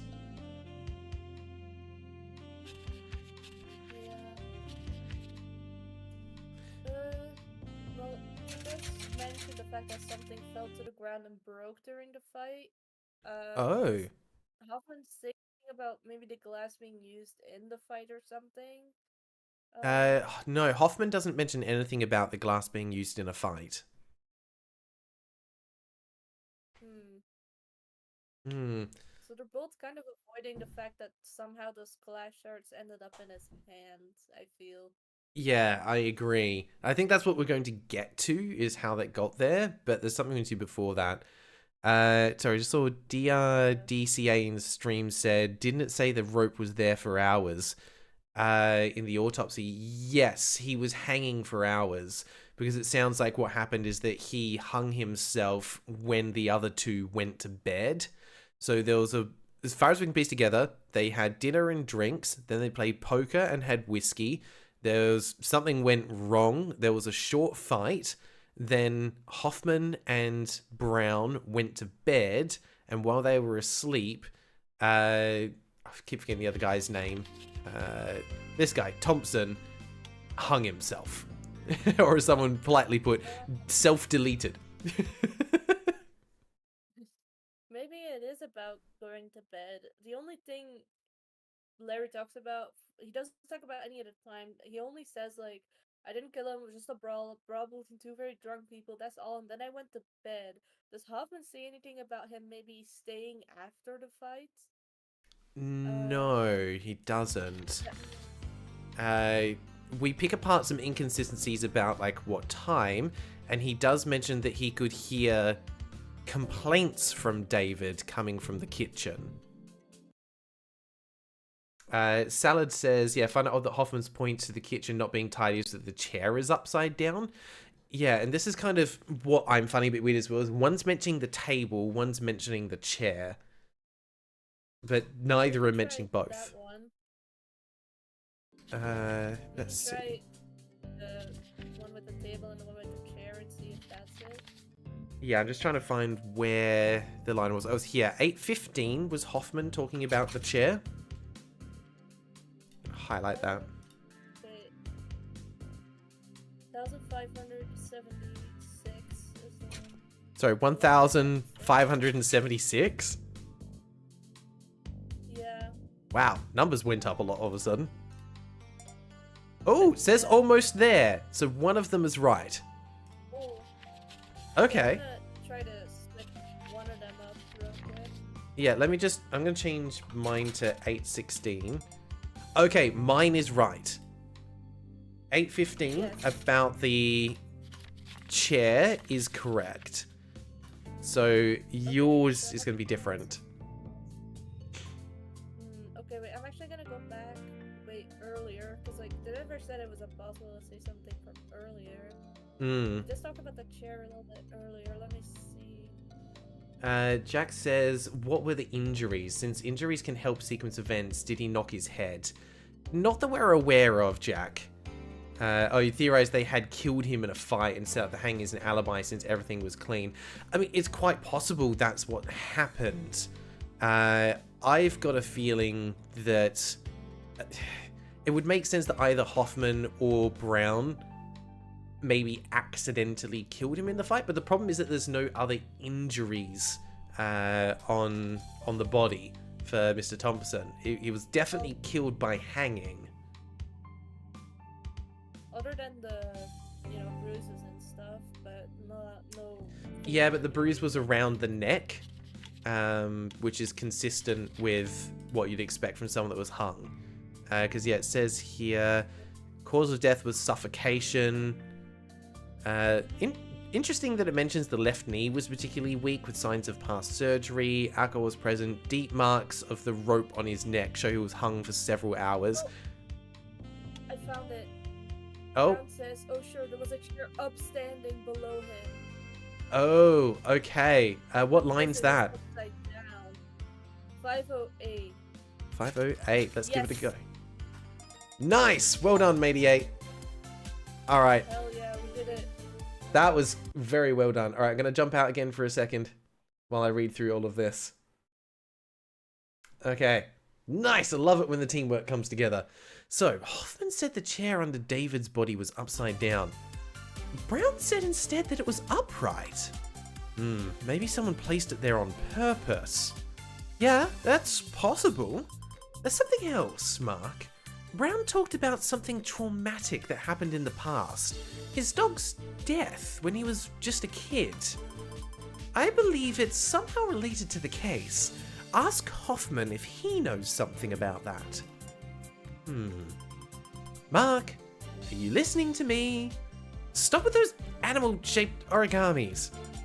I get it, alright, I'm just over here, I'm trying to make 1,000 paper cranes, it's for a thing, okay? Just let me be, I find it soothing.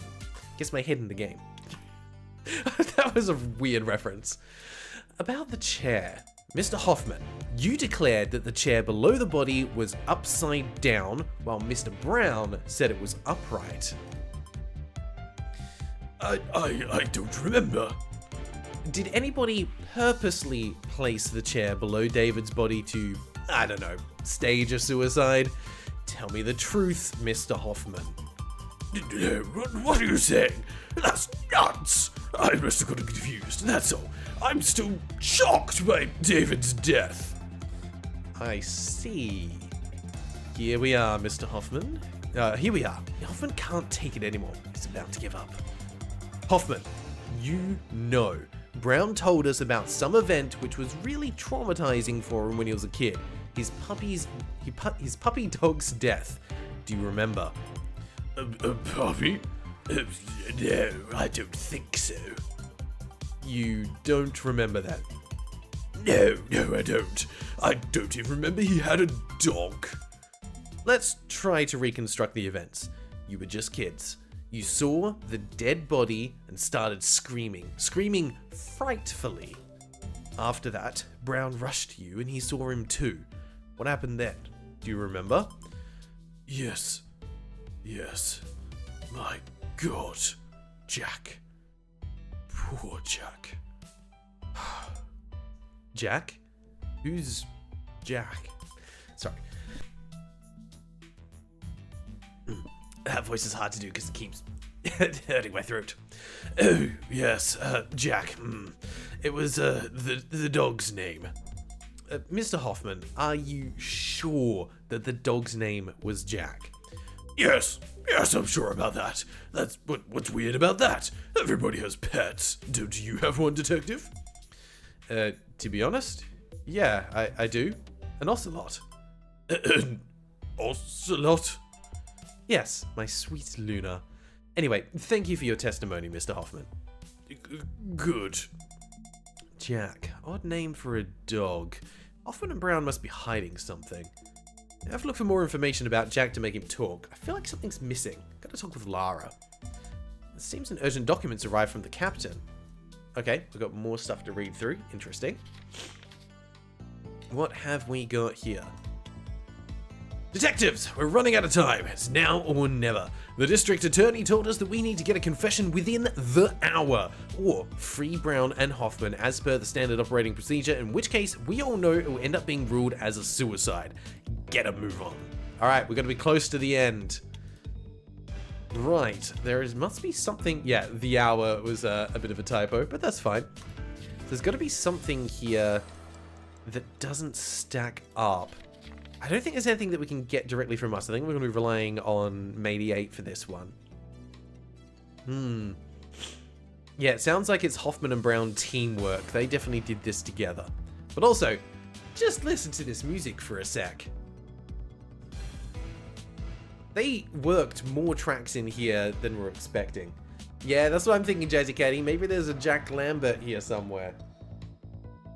Alright, let me hop back in with Mediate. We need to talk this through. But I think you're onto something. Hello, Mediate. We're back. What the heck is going on with Jack and Lambert? I'm thinking this one's gonna be easy because Brown says the dog's name was Fluffy. Ah, that should be easy then. Alright, the line you'll need from me is 931. Mine is 885. 885. Shaboom! We got it. We are so back. Look at us go, detectives. Alright, thank you. I'm jumping again. Boop. There we go. Strak, welcome back. We're getting close to the end of the case. We are narrowing this down. I asked Hoffman about the dog. At first, he didn't seem to know anything about it. Then, he said something about a certain Jack, and later, that Jack was the dog's name. I knew Brown was lying. He told me the dog's name was Fluffy. Continuing to interrogate the suspects won't help at this point. We should try to do some research on the computer. Back on the school's lead. Maybe we can find some useful information. Alright, let's get back to work. Oh, shoot. Did we get anything new here? What are we meant to be looking up? Maybe there was something about the... Oh, what was the school? We looked this up like back in the first episode. We know that they were at Soda's Point. I think there was something about the school back there. I can't remember the name of it, and I don't think this has... Does it have search history? No, it doesn't. Damn. Okay, we're going to have to go right back to find out what we had. Let's quickly skim through. Let's see, a lot lady. yes, they went to school. The Daniel M. School. It's Soda's Point. I think that's what we had to look up. Daniel M. School, Soda's Point. Oops, I typoed. Here. No, doesn't find anything there. Oh, Daniel Morgan School. That's right, it was Daniel Morgan School. Thank you. Yes, there we go.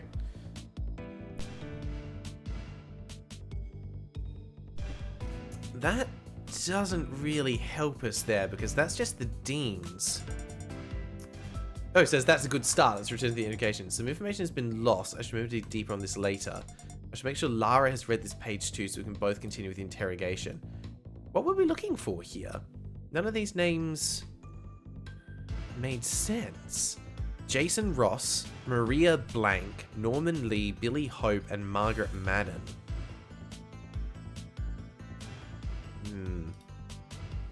Was that what we were looking for? It's letting me proceed now with the interview.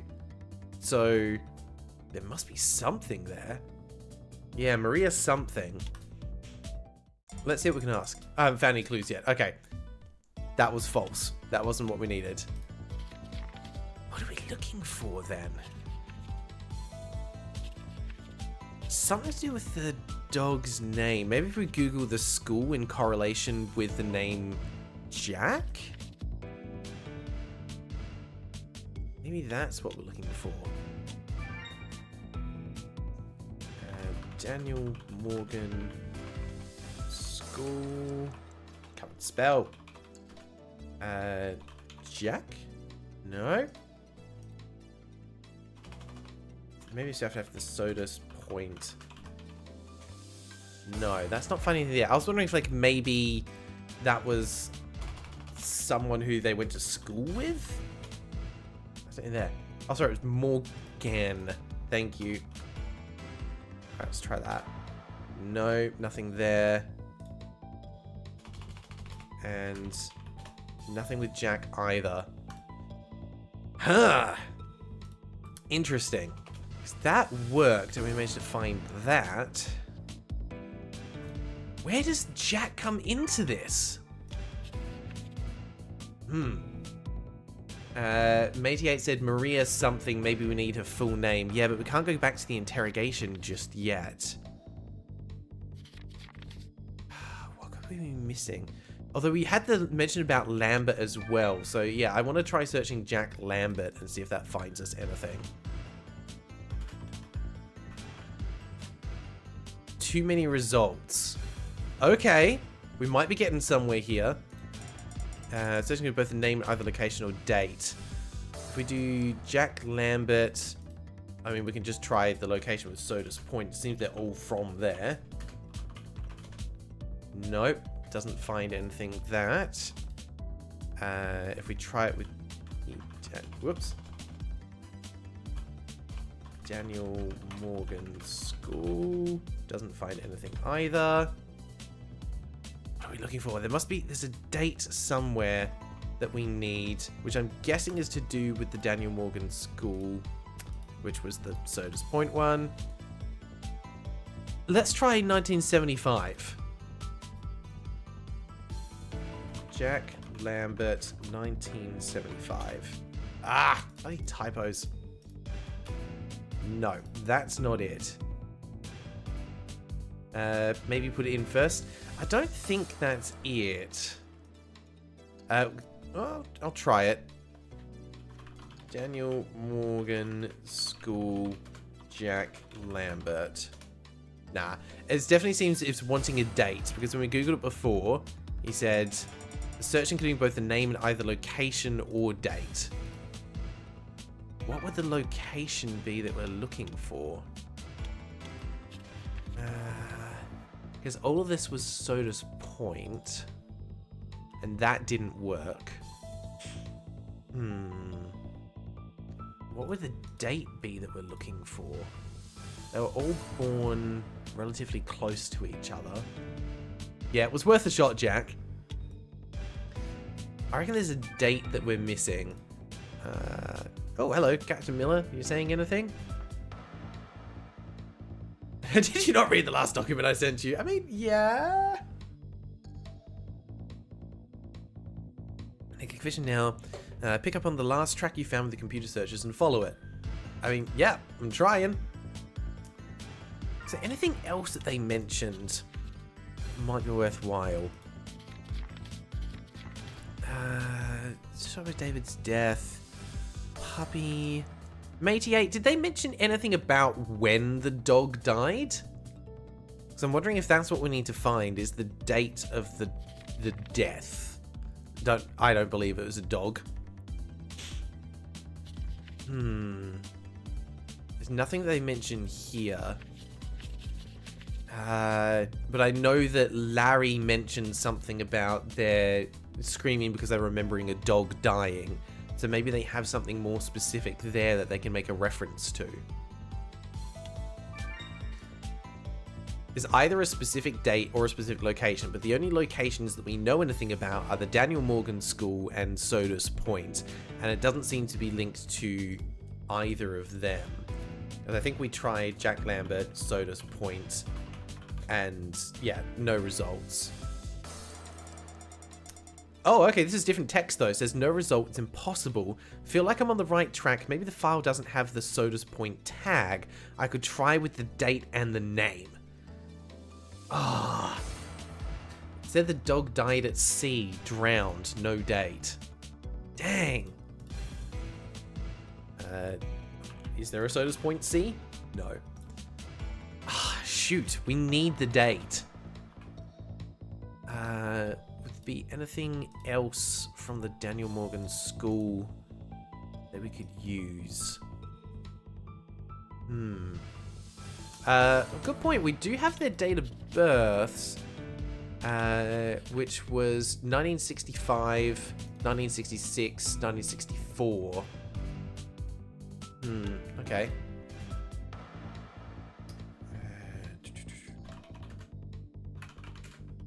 1964? Nope. 1965. But I don't think it's going to be the date that they were born. It's going to be after that. It's going to be whatever year it was that they died. If they were a kid, yeah, we can go through a few dates and see if we get lucky with it. Maybe this is part of the investigation process. It's doing random Bing searches until you find what you're looking for. The only problem will be if it actually needs something that's more specific than just a year, because then we'll be in trouble. Not 72, 73, 74, 75. Okay, that puts them at about 10 years old there. Because it sounds like this probably would have been like a high school thing. There it is, 1778. We got it. We figured out who Jack is. The Odd Case of Jack Lambert, Sodas Point, 1978. In 1978, Jack Lambert's dead body was found near the Sodas Beach cliff. Jack Lambert was a 13-year-old local boy. He died from drowning. The case was ruled as a suicide. On the palms of his hands, numerous scratches were found. They're believed to have been caused by impacts of the body with the rocks, even though another report indicates that the scratches were likely sustained while the boy was still alive. Now that's interesting. Yeah, they've killed 2 people, Jack. Both of them having strange scratches on their hands? That's a little suspicious. Yeah, these guys have a calling card. But what are they doing that's causing that?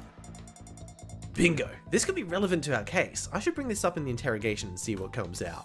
Alright, back into the interrogation room we go. We found what we needed. Also, I apologize, the timer has paused again. We're just going with this now. We're in too deep to stop. Alright. Right, let's talk about Jack Lambert. Oh, we hit a sore point. What are you making there? An origami? Yes, here you are. It seems like a dog. That's Jack. Mr. Hoffman, have you ever heard about Jack Lambert? A kid drowned in 1978 in Sodas Point? It's never about a dog, was it? Oh no. Jack was...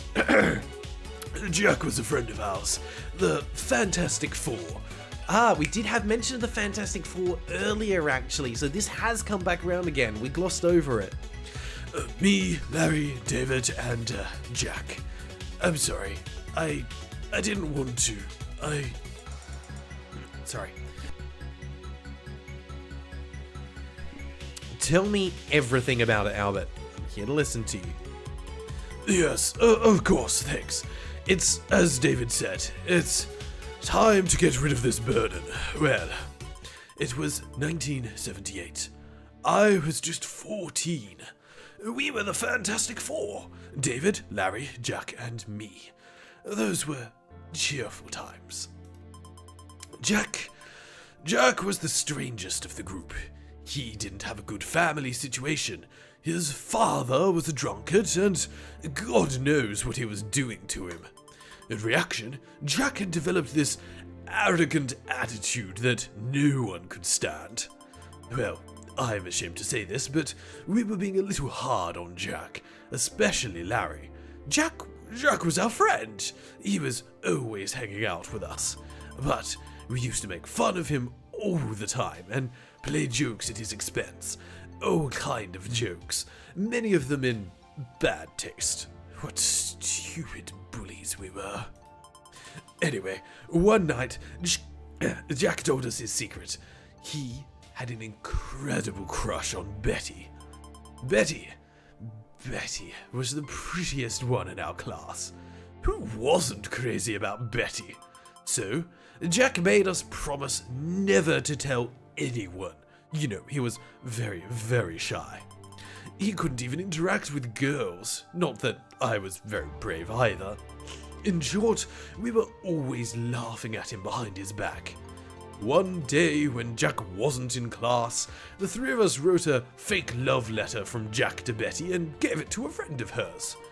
I remember that Betty came to the three of us that day, ripped the letter in pieces in front of us and said, "You're losers, both you and your friend. Stay away from me."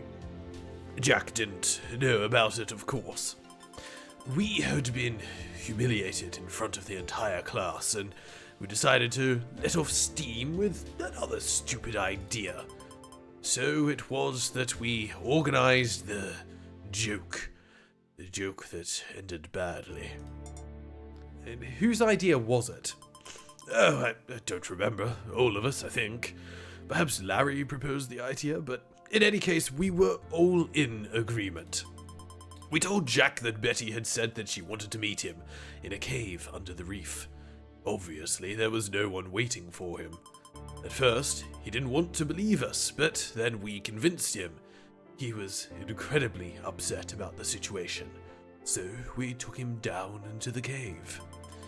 And then we managed to lock him there using a big rock and a metal grid. We thought we could leave him there for a couple of hours and then free him, but we were just kids, and we didn't know that... Go on.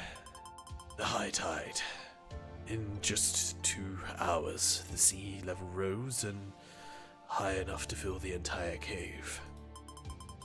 When we went back, I can still picture it as if it was yesterday. Jack's wide open eyes. My God, what did we do? I understand. Go on, please. Jack was dead, drowned. His hands were scratched all over. He must have tried desperately to push the grid out of the way, but he had never been muscular. My God. We were devastated. That's when we swore the oath. Which kind of oath? David, Larry, and me. All three of us swore to never talk about what had happened, even just among us. Jack's body was found after some time, washed up on the rocks. We had agreed that if interviewed, We would talk about Betty's reaction to the letter. Betty confirmed it when she was questioned and took all the blame. It was a perfect cover. The death was ruled a suicide. Things were not the same between the remaining Fantastic Three. That silence. Each of us wanted to talk, but couldn't. We were all crying inside. After a while, we stopped hanging out. Once in a while, somebody would text the others, but it wasn't the same as before. No shit. At this point, everything's clear, Albert. What? The motive. It wasn't just an accident. Jack Lambert's story. Oh. David didn't invite you just for a poker game. Am I right, Albert? But... Stop lying, please. This is the moment to say the whole truth. Do it for David and for Jack. Jack. You're right.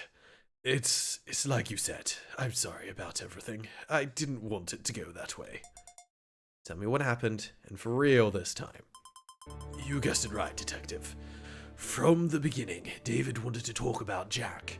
The poker game was just a pretext, a way to loosen up a little and break the ice. David wasn't obsessed with gambling, not at all. What kept him up at night was what we did to Jack. And he could not keep that guilt inside him. There was no huge poker hand in which he lost everything. At some point, David started talking about Jack. He started saying that we had to atone for what we had done. And that the only way to do it was to break the oath and to confess everything to the police. You didn't agree, am I right? No, we were really drunk, and so we started fighting vigorously. David started screaming that we were all murderers, and Larry screamed back at him. And then I tried to calm them down, but David said that he would have confessed the day after, and that we should have done it too. After that, they started brawling. You mean David and Larry? Yes, exactly. At some point, Larry overturned the table and the crystal jar broke on the ground. David slipped on it. Larry wanted to shut his mouth, once and for all. He jumped on him while he was on the ground and he choked him. I was shocked. I was paralyzed. That's odd. I wasn't able to save a friend once again. Go on. Larry said that David was mad, and that he didn't leave him any other choice. He said that I was involved as much as him, and that I had to help him to figure out how to solve the problem. He threatened to kill me if I didn't cooperate. What then? After that, we cleaned the kitchen and we staged the suicide. I see. There's still something unclear.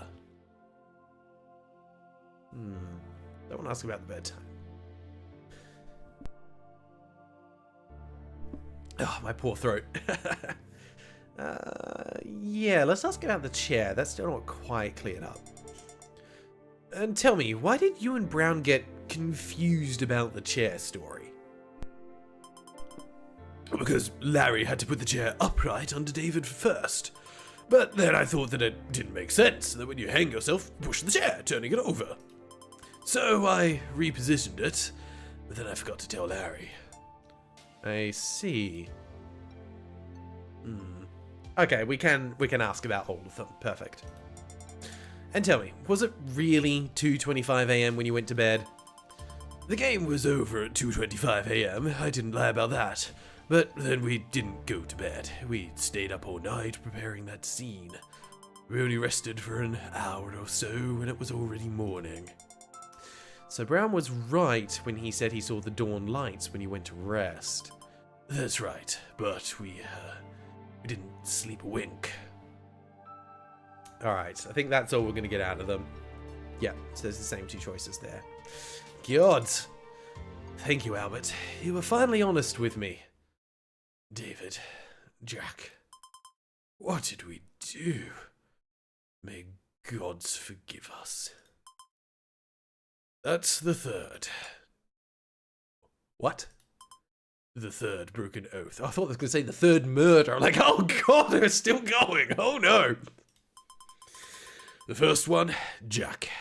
The secret of his love for Betty, revealed just for fun. Tricked by his friends and dead because of a stupid joke. The second one, David. The oath of keeping the silence about what happened. David finally decided to free himself from it. Betrayed by his friends, who were not brave enough to deal with the past. Finally, the third one. The silence about David's murder, broken by my confession. Larry made me swear to keep my mouth shut. What an irony. The Fantastic Four. There is no Fantastic One left. Thanks, Detective. I'm free now. Free from the burden of my guilt. But you're going to prison. Goodbye then, Albert. Goodbye. Forgive me, but what was your name again? Mark. Goodbye, Mark. And thank you. Goodbye. It's over. I wonder what happened to Lara in the other room. I could hear quite a bit of noise. Oh god, yeah. Wonder what happened there. Before going on, I'd better wait until Lara's finished as well. Sounds like Mediate is done. I wonder what the hell happened.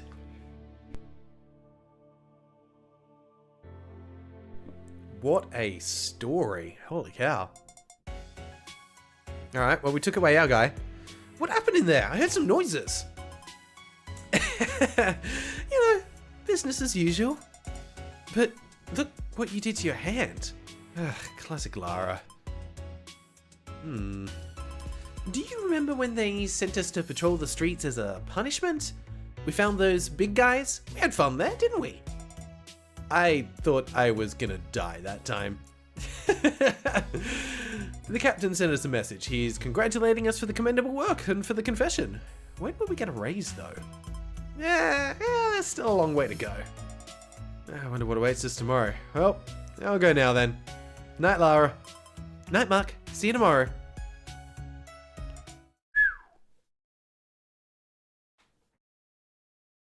Okay. Where the hell did he go? Kind of lost him. Ah, here he is.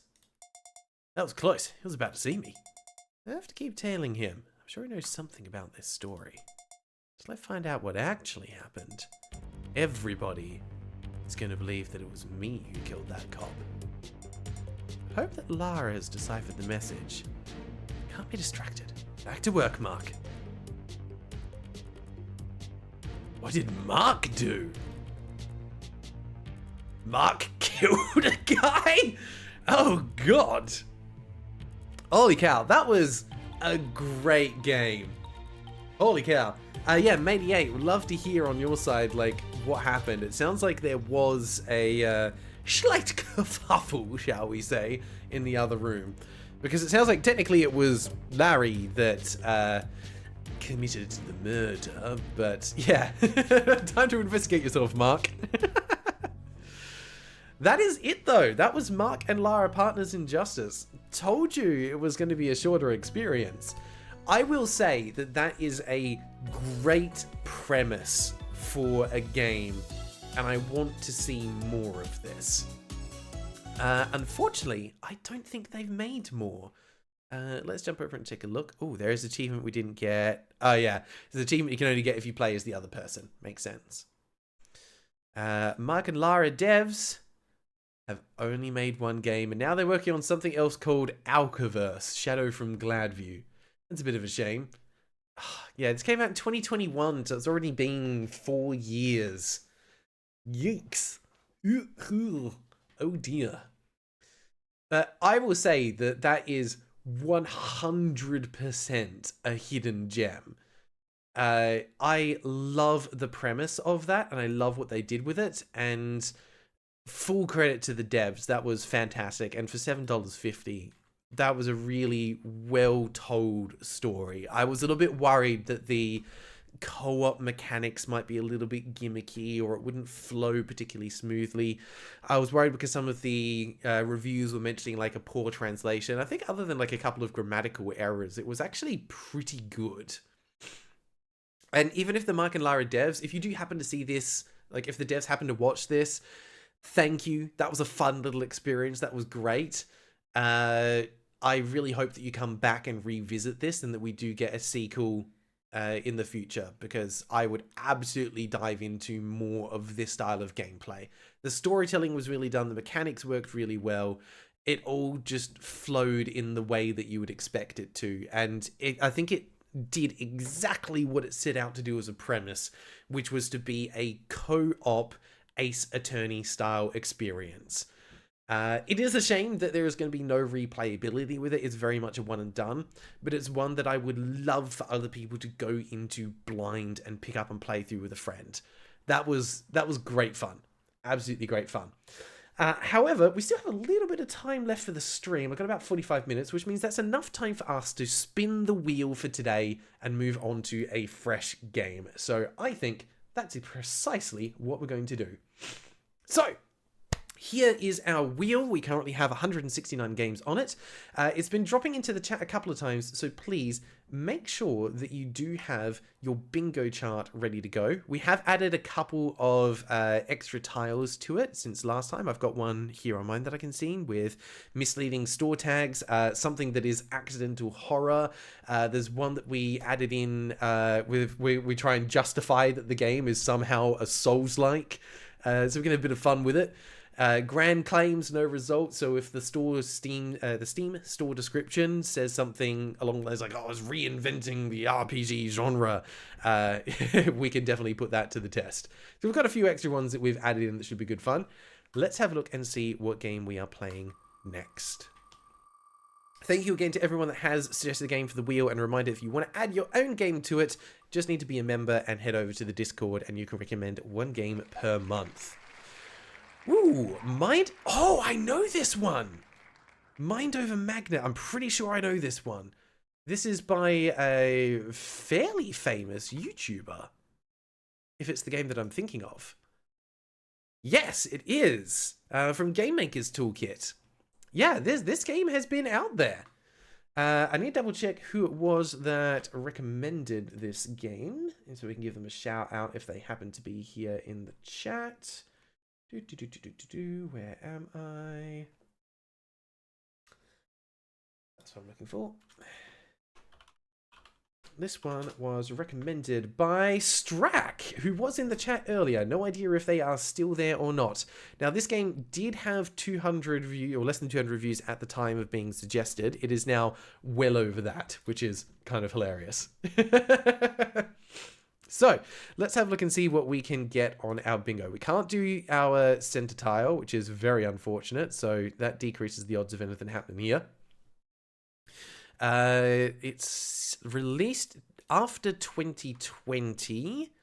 I don't have that tile, but you might. It is the same developer and publisher.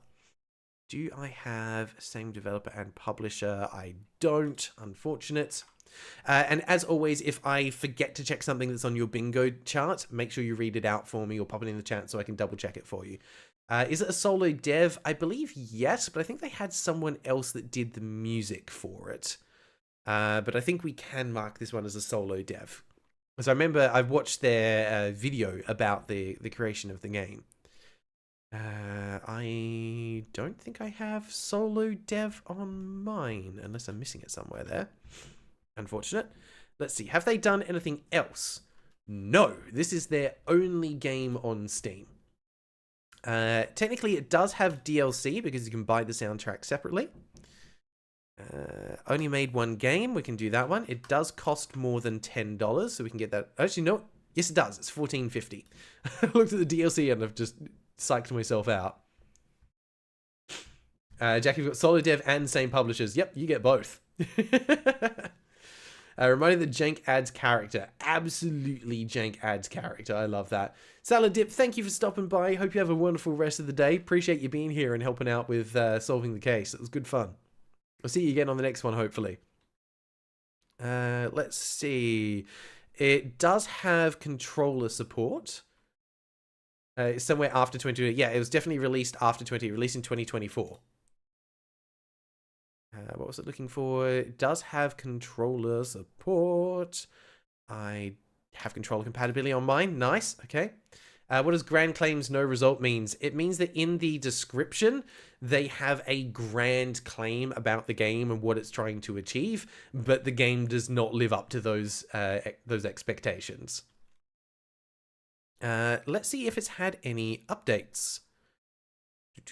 Yes, quick fixes and Steam Cloud support. So it has had updates. Do I have updates on mine? I do not. Unfortunate. Oh, yes, we can do a check for unique. Thank you, Bouchericite. Appreciate that. Let's have a look. Oh, I think we do. Yes. Escape a dangerous factory using the powers of magnetism. You must team up with 3 different magnet friends and use their unique abilities. So yes, we do indeed have unique in the description. I don't have the tile for it, but that's fine. Maybe you do. All right, I think that's everything that we want to double check on here. So I will get this purchased and downloading. I'm going to pop you guys over to the holding screen to have a crack at Wordle while I get this set up and ready to go. All right, and let's put some background music on for you. There we go, not too loud, we're good. All right, I was a little bit worried that we wouldn't end up actually spinning the wheel at all on this stream, so I'm glad that we got there. Also, apologies, the stream might get a little bit laggy while the game downloads. It does happen sometimes. Cool. Let's get you installing. We'll check the file size, because that's one that we need to look for.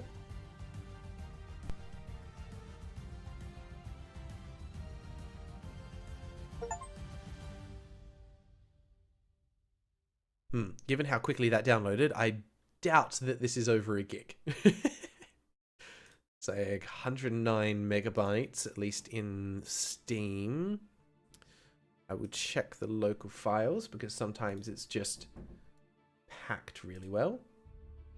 Ooh, not quite. 480 megabytes. So no go on the 1 gig file size. Guy does things. This is good concept, bad execution. Remember all the reviews about this being too polished and kind of hurt because of that. It sounds like a lot of the reviews had high expectations for it, and it ended up being just a more simple puzzle game, puzzle platformer, which some people were a bit disappointed by, but not sure to what extent. We'll have to find out for ourselves. All right, give me 1 second.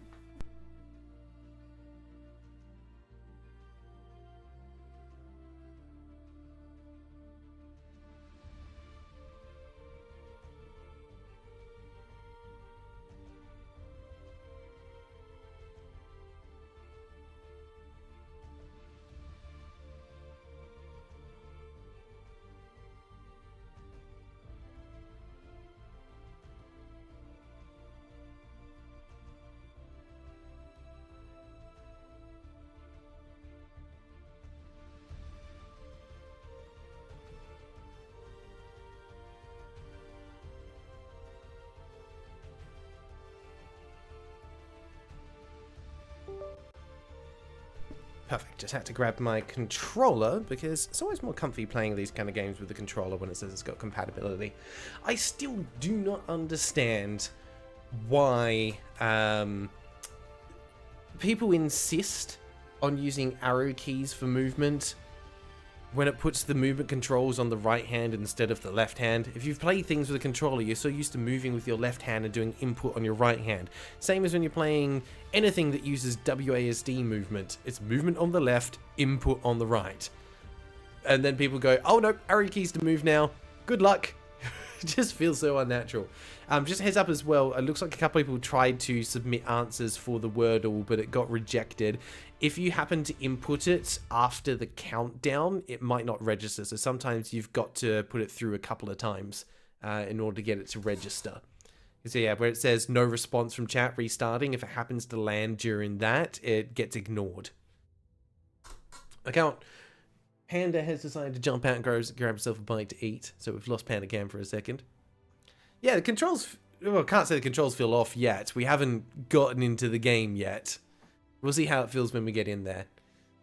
Okay, angle was a good guess. You've ruled out a few more letters. We know that R has to be in the second last. A is either going to be second or last then. It doesn't really make sense for a word to end with an A. So it's probably going to be something A, something R, something. You guys are going to have to get a lot more guesses in. So we're not going to start the next game until you guys actually get this. So it's fine. I'll wait. No pressure. We can just hang out. Yeast, a lot of Japanese games use arrow keys. So you're used to it. Oh, Yeast, sorry. I think you asked right at the start of the stream whether or not one of your games has made it in yet. One of the... Was it the Yumi Kawase or whatever it's called? Sorry, I'm butchering the name of it. The answer is no. It hasn't come yet. We've only had the one.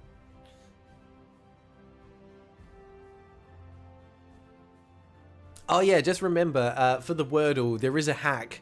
It does accept non-words. So if you just put in random letters, it will probably accept it and allow you to figure out what letters do and don't work. You can play around with it a little bit. Umihara Kawase, yes, sorry, that's the one I was thinking of. Unfortunately, the sword did not help you particularly well. Maximum Cheese coming in with the quirt. Guy does things. Yeah, about obscure games. I remember that one obscure FG fighting game, I'm guessing, I found on Steam that has a character has a super that flashes lesbian energy. That is incredible. People will always astound me with their creativity and inventiveness. That's unfortunate we've got two swords in there. You only have one go left. Let me think about this. Something that's going to have A as the second letter, R at the end. So many possibilities, though. There's a few letters we've ruled out.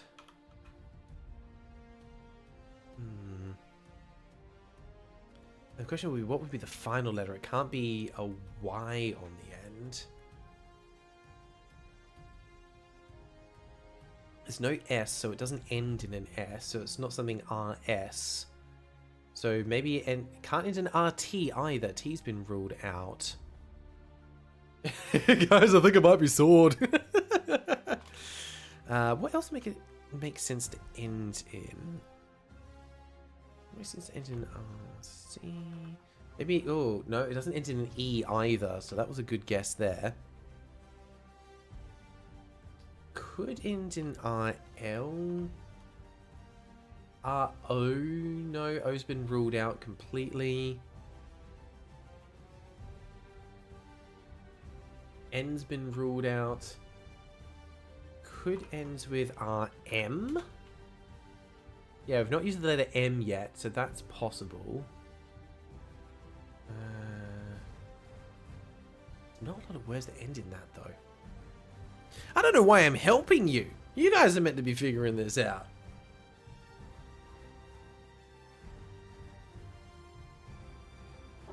Yeah, N was used, but M hasn't been used. If I put in... There's probably going to be a vowel of some kind there. I guess Cobra. Yeah, A's already been used as well, though, so it can't be that. Can't be Horde, because D has already been used. Charm is a good guess, but the A doesn't go in the middle. Yeah, Umbra. Oh, that's rude. The A went on the end. Damn. Never lucky. Never lucky. Oh, you gave it a best go. So instead, we're going to jump over it and we're going to play 30 minutes of Mind Over Magnet and see where we get to. Okay.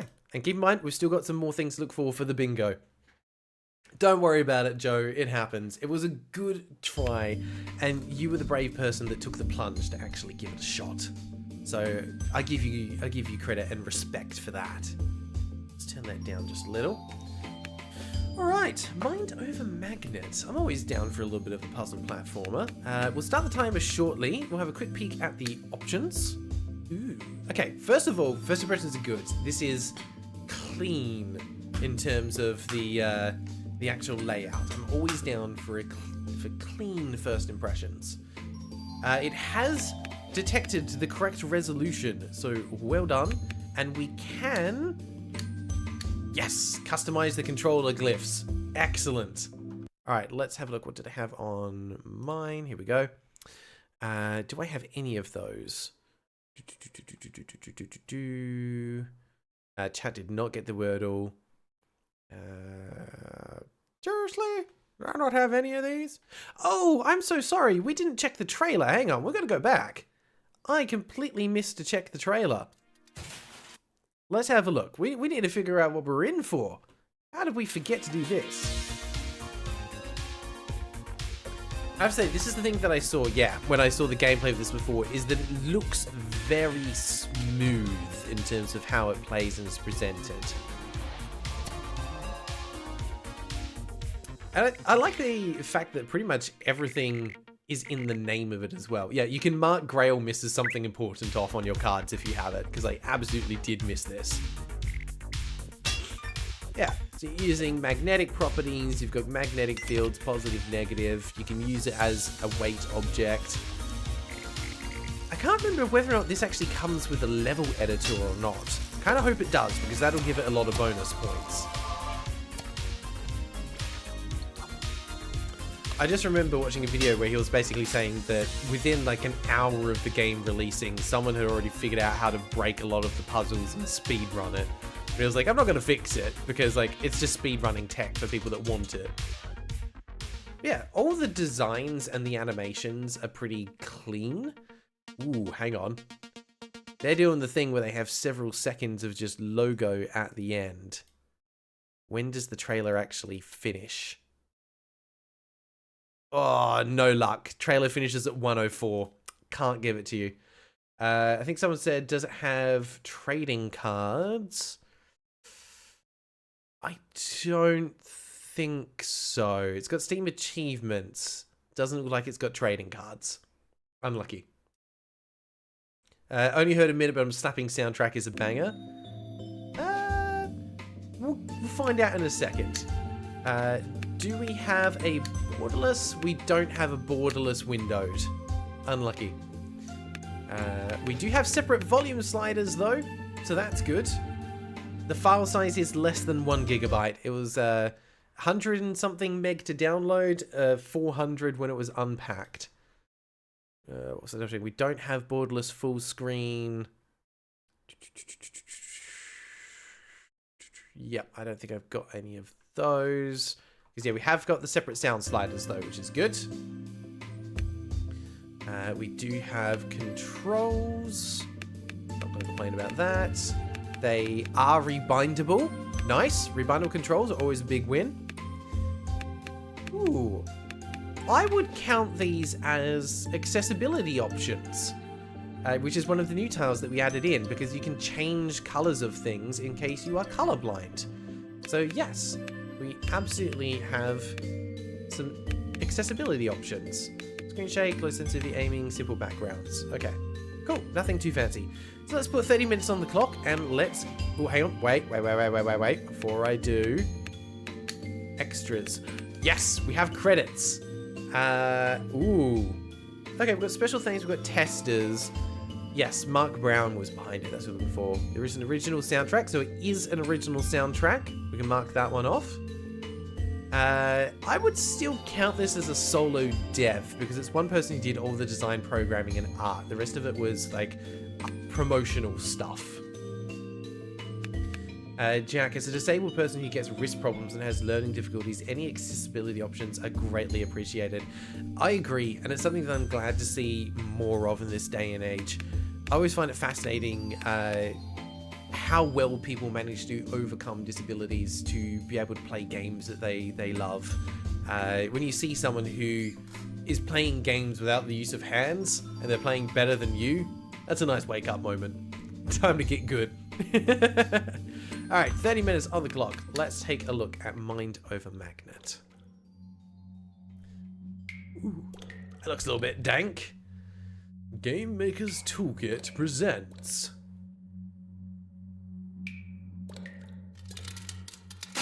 Bonk. Come on, give me Mind Over Magnet. No title drop? Short shot. Okay, he's cute. No, I was expecting that we might get a title drop there. That is unfortunate.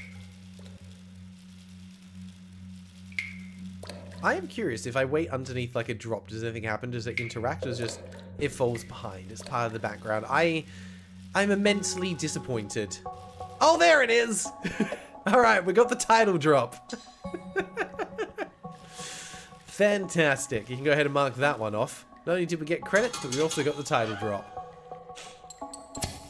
Alright, laws of attraction. The simple law is that nobody is attracted to you. Have fun. Alright, let's get that out of the way, and level complete. That was difficult. I am a freaking genius. Elevator action, hold X to jump higher. Alright, cool. We plonk that down, we grab the key. I mean, look, it's got to start us off with simple puzzles. Okay, and it shows us a little bit that even when it's magnetized, it's still slightly affected by momentum, and that's a nice touch. So far, I would say, does roll credits count with the credits menu? Yes, it absolutely does. And so far, I would say this is good tutorial. Hang on, do I want to do that? Yes, I do. Because that will drop that down. I can come over here, I can then hit that. I'm too slow. Oh, nada. We hit that again. Don't kill me! Then we hit that. And then we hit this. I am smart. You give me a room with 2 switches and I can figure it out. Yeah, I would absolutely say this is a good tutorial. And I love it when tutorials are implemented in this way, where you learn by doing rather than learning through text dumps. So that is going to control the magnets, and I like that. You can see the green heart symbol underneath controls the green heart symbol up above. And then this comes out that way. I see. I'm going to flick that, and then we flick that again. I think. No. We want... Yeah, no, that's right. Not quite. We want one to be caught up and the other to be caught down. So we do that. Yeah. Perfect. Look at us go. Yeah, we've had roll credits, accessibility, solo dev, released after 2020. Ooh, what do you need, Jack, to get your bingo? What are you missing? Guy does things. Remind me about that one Ego Raptor video about MMX. It's kind of annoying, but it was actually cooking with that. What is MMX? I should know. The acronym sounds familiar. Okay, we need to lift you up, pull that out, then turn that off. I think. What do you do? You pull me up. Okay. Oh yeah, I can just hit that and then go. Nailed it. Oh, Mega Man X, gotcha. Maximum Cheese, highly doubt you're getting a bingo. This card sucks. It happens, unfortunately. Luck of the draw. You lost when Borderless was a thing. Oof. This is what happens when you get a GMTK game. Yeah, very well respected. Let's see, I need to make a platform for myself, so I need to go up this way first. Hit that, drop down, hit that, boom, and then we go back up again. Easy peasy. I can't jump that high. Huh. Maybe I'm not as smart as I thought I was. Oh, yeah, I see what to do. I'm a dum-dum. We pull that out. And then we don't do that because that's wrong. Can I crush myself with this? Yes! Fantastic. Yeah, what we need to do is exactly what was happening right at the start there. So, to get this to work properly, we push that out, we hit that, we have to drop it down and then push the thing back out again. So we do this, and then we do this, and then we do this so that we can sneak underneath it. There we go. Then we hit that again and we ride this up. Ta-da! Alright, what have we got here? Oh, we're just going Super Mario through the pipes. Got it. Okie dokie. Where are we going now?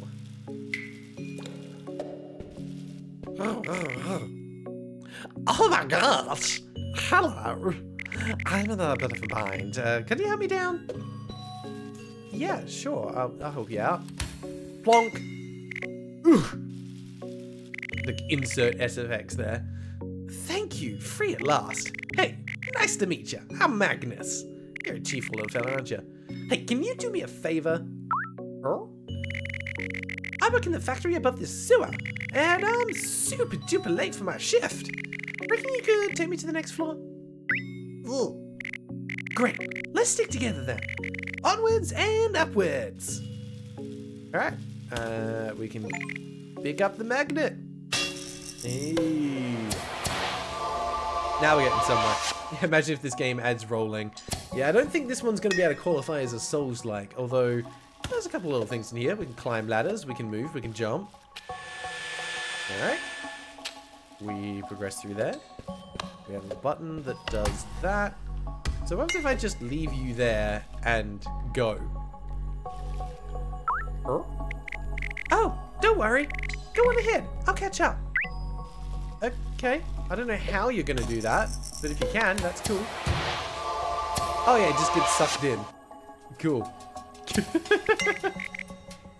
Oh, Mamamoo, Grail, need your help to know if I have bingo. Sure, what did I miss? What did you need to double check, Mamamoo? I've paused the timer. Or have you put it in the Discord already and I missed it? What did I miss? Oh, was it wishlisted by one of my friends? You're absolutely right. We forgot to check that. Let me have a look. I mean, hard to tell. And there's only 9 people there that might have wishlisted it. No one owns it, but 9 people have wishlisted it. So absolutely. But yeah, no, can't. Bit tricky. Mamu, if that gets you the bingo, please pop it over into the Discord so that we can verify. We'll have a look and make sure that everything is legit, and if so, we'll award you a point. You can either pop it into general or into channel content if you want to drop it into there.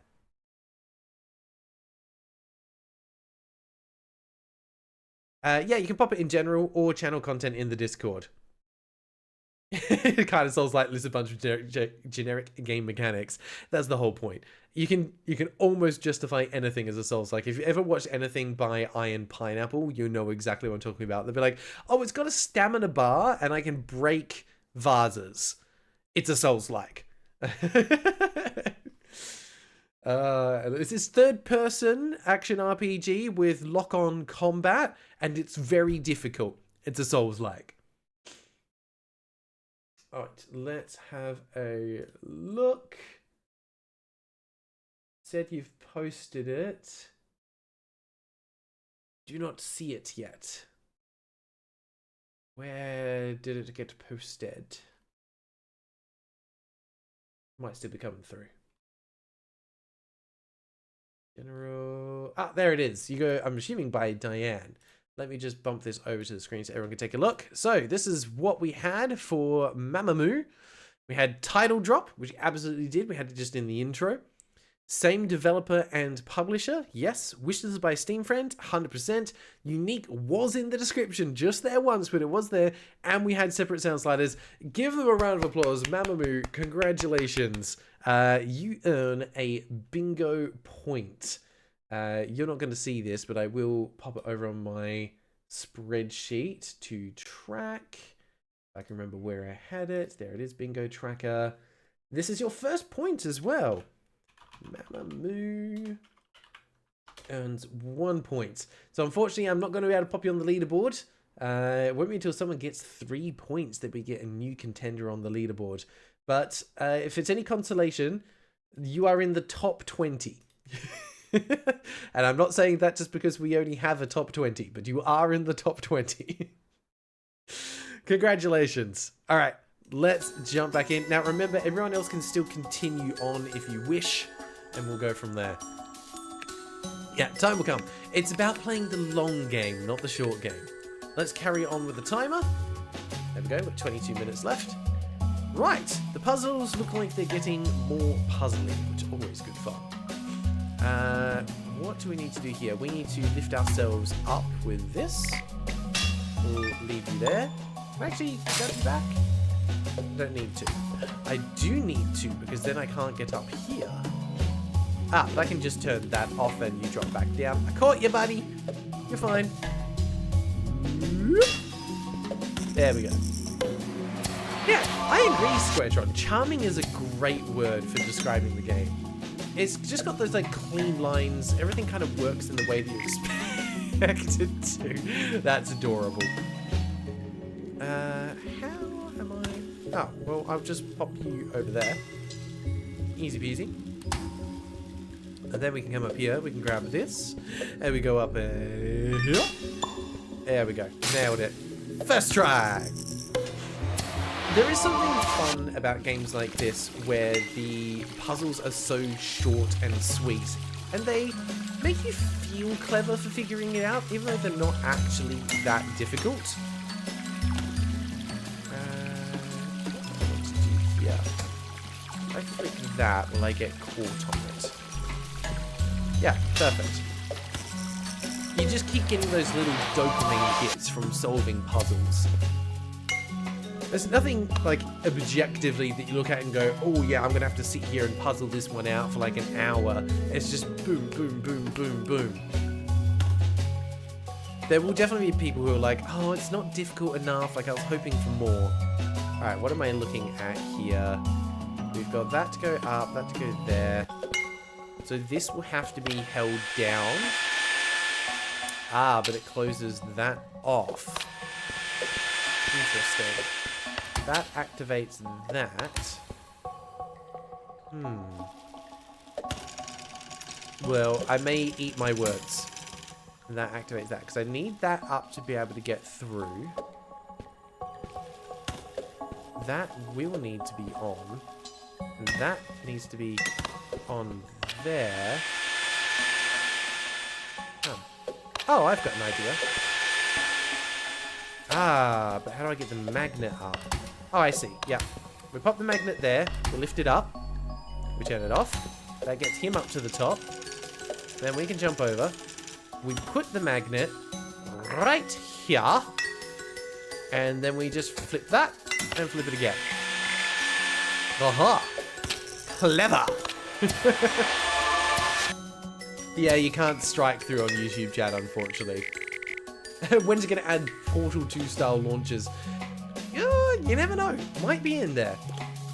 The Pedestrian is another puzzle platform that does a really good job with being able to solve puzzles fast once you see the solution.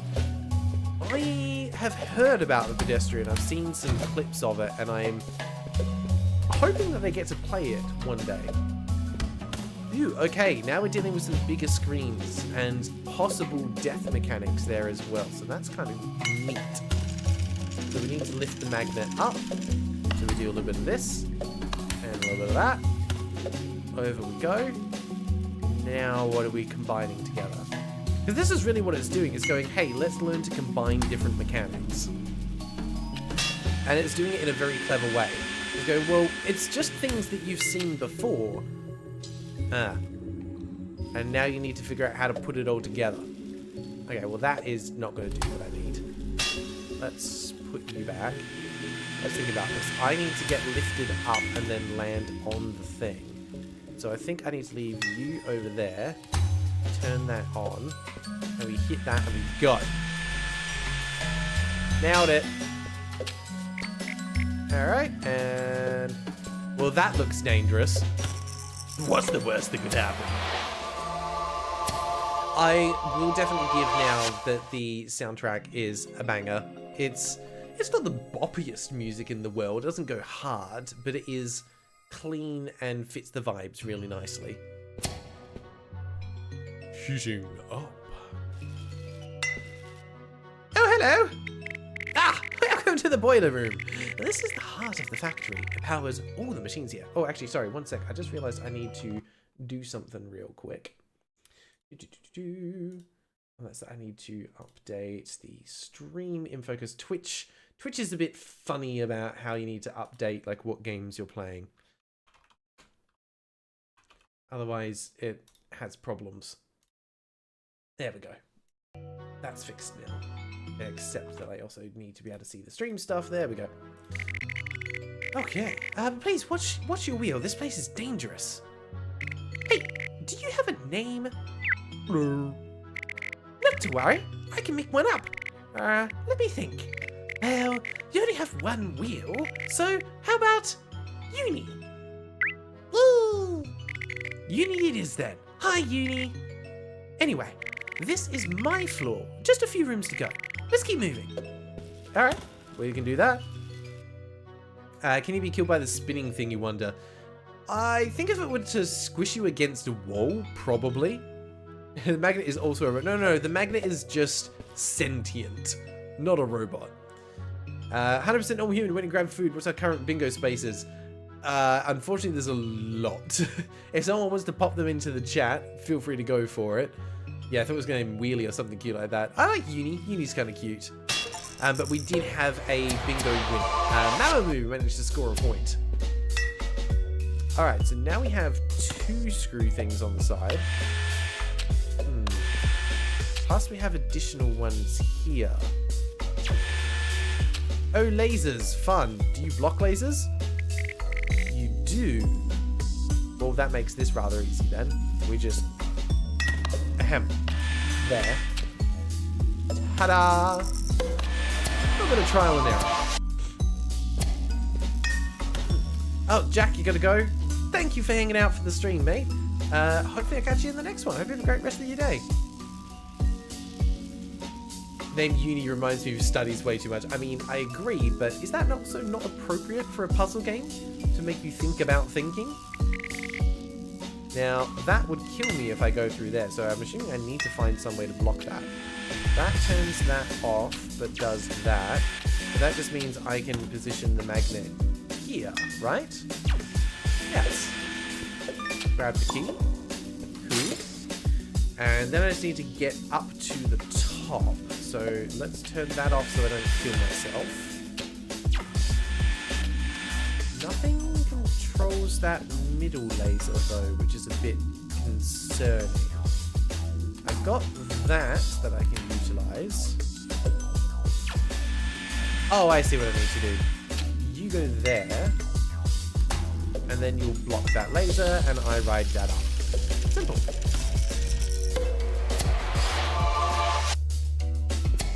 Alright. That's what I mean, like the puzzles aren't super challenging, and they make you feel clever. I've only got 2 switches I can use there. I think I need to drop... Oh, but now I can't get back up. Okay, so that's wrong. Let's go back to the start. Do I... I've got an idea. I need to check. That does kill him. Ah, but he drops out a new one. Okay, well that's cute. So that will allow me to get across. And then I can turn that off. Plonk you. there. Pop you back on again. There we go. It's like that silly little puzzle about, what's it called? Like the fox, the chicken, and the grain trying to cross the water in a boat. It's basically that. So many puzzles are variations of that when you think about it. Right, if I turn that off, you want to fall into the laser and come down. Okay. Gonna use you to get past there. That flicks that. I pop you back in there. We lift you up to break that circuit, and then we go. Okay, so now we're learning like about circuits as well. So, like I said, they're really doing a good job of just introducing one new mechanic after another. None of them in isolation are particularly challenging, but they're clever. Okay, so what am I doing with you? Why would I want that there? Oh, I see. Hang on. The problem is that I need to get past this.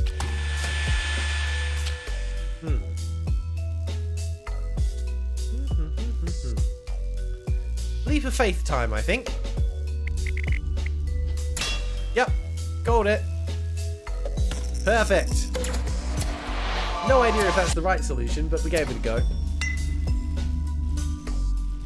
Feels like it's right because he had something to say about it. Right, you control that. I need to have one on and one off. Huh. This controls that. Oh, okay. So we lift you up, push that out, pop that back down. And yeah, perfect. Now both of them are off. That's exactly what I wanted. You know. What is the point in you then? Because we want the bottom one to be active, but the top one not. Whoop, hang on. Oh, my bad. Didn't done that. Oh, I see. We do that so that we don't get crushed. We pop you over there. Then we turn you back on. Do that. Do that. Do that. That. And now we should be good. Yeah. Easy peasy. Great, if it wasn't the right solution, you wouldn't have passed the level. Not true. There could be more than one way to solve a level. Not every puzzle has to have just one solution. Okay, that's not going to help me. But we can lift that up. That allows us to get you. Oh, that was an interesting tech. Alright, they stay there. Now I can move you freely, but where do I want you to go?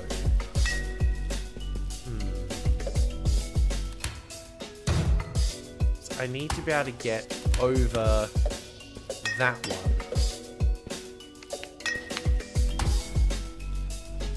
Which doesn't quite allow me to.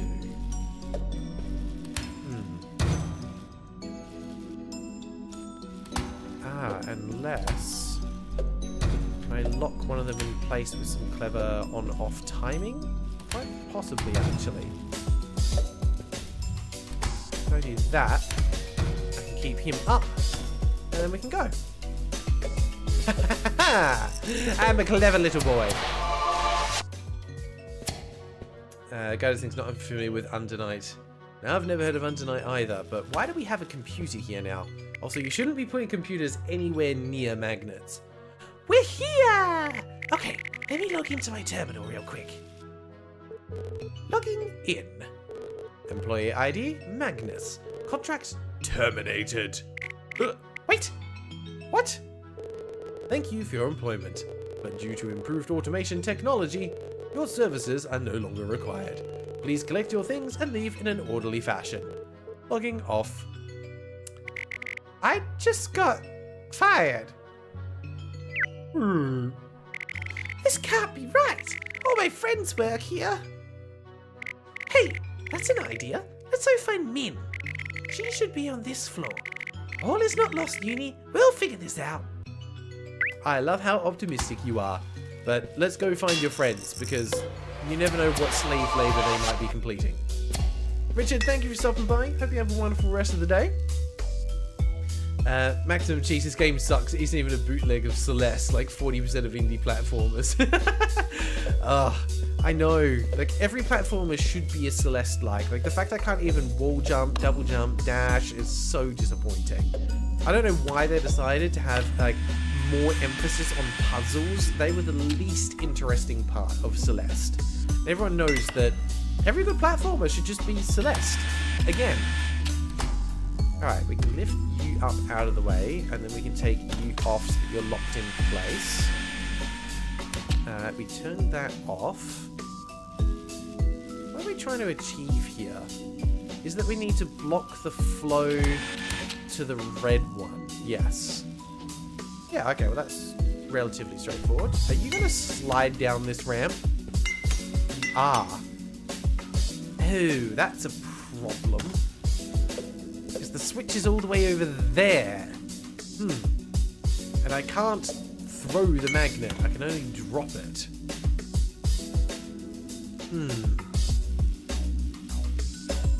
What to do? I put you back on. Yeah, no, you're stuck there now. And now you're gonna die. Oh no, you're okay. But if I put you far enough to the side, maybe no, you still wouldn't hit it. Because it has to slide down the ramp and get caught by the magnet. Oh, well, what am I doing? That's dumb. I'm dumb. I forgot that there was a thing there. Huh. Okay, this is the first puzzle that's starting to make me feel like I might be the idiot. Let's think about this. Why do I want to have this here? Makes sense that I need to get him out of the way in order to be able to progress past, right? Yep. He then needs to be able to get caught in the blue switch tractor beam, but there's that comes down, so I can only flick that when the magnet is already on the other side. So do I somehow need to have the magnet fall off the yellow switch? But I can't get to the yellow switch. All I can control is that. I don't have much I can control when I'm locked into this room.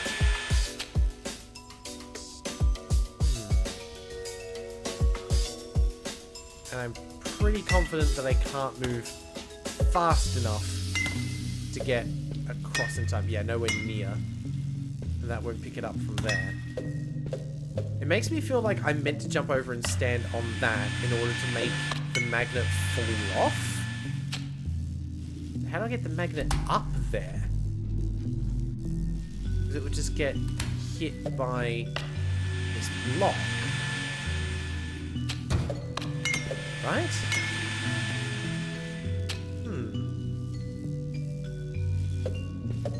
What else can I control? That I can have magnetized. It allows me to pass under, but I can't do anything else. So many puzzle games. Alright, I feel like I'm being really dumb about this. There is a simple answer somewhere that I'm missing. And I love that because I know it's going to make me feel smart when I finally figure it out. Can I... The problem is once he's magnetized, I can't pick him up again. He's stuck there. I can put you like right on the edge. Wait, hang on. I've got an idea. I need to check something. Hold up a sec. Do you move with this?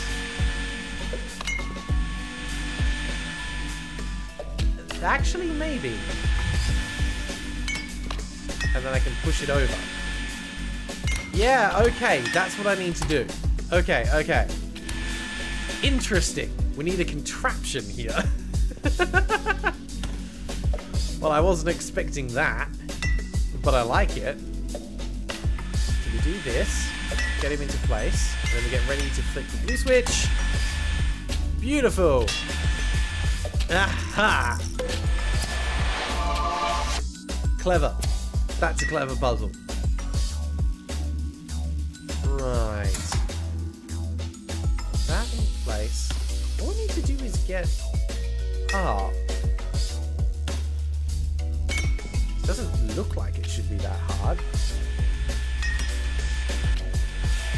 Oh, but then he just goes all the way up. Ah, okay, okay. And that drops him back down to there. So the question is, how do I get him to stop where I need him to stop? Because that controls both the magnet and the... Okay, I've got an idea. I have an idea. You're just going to hang out down the bottom here, magnetized, so it gives me enough time to get up and grab it as it floats up. Hello! Gotcha! Ah, can figure that one out. Right. Huh. Alright, it gives me enough time to get through one bit, but then I would just get stuck in the middle. What does the blue one control? Platforms, okay. Now that stays open, but he's now stuck up the top. I need the magnet in order to be able to pass this. When I switch that on, that goes... Ah, but I do get a bit of time with it stuck on. Is it enough time? No. And now I'm stuck in here. Right idea. I reckon I have to catch some of these in the right place. I think that might be what I need to do. Oh, wait. No, did they just... They pass through it going up, but they can land on it going down.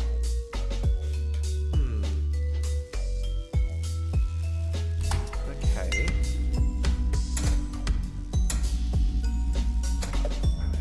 Very quick on it. That should do what I need it to do.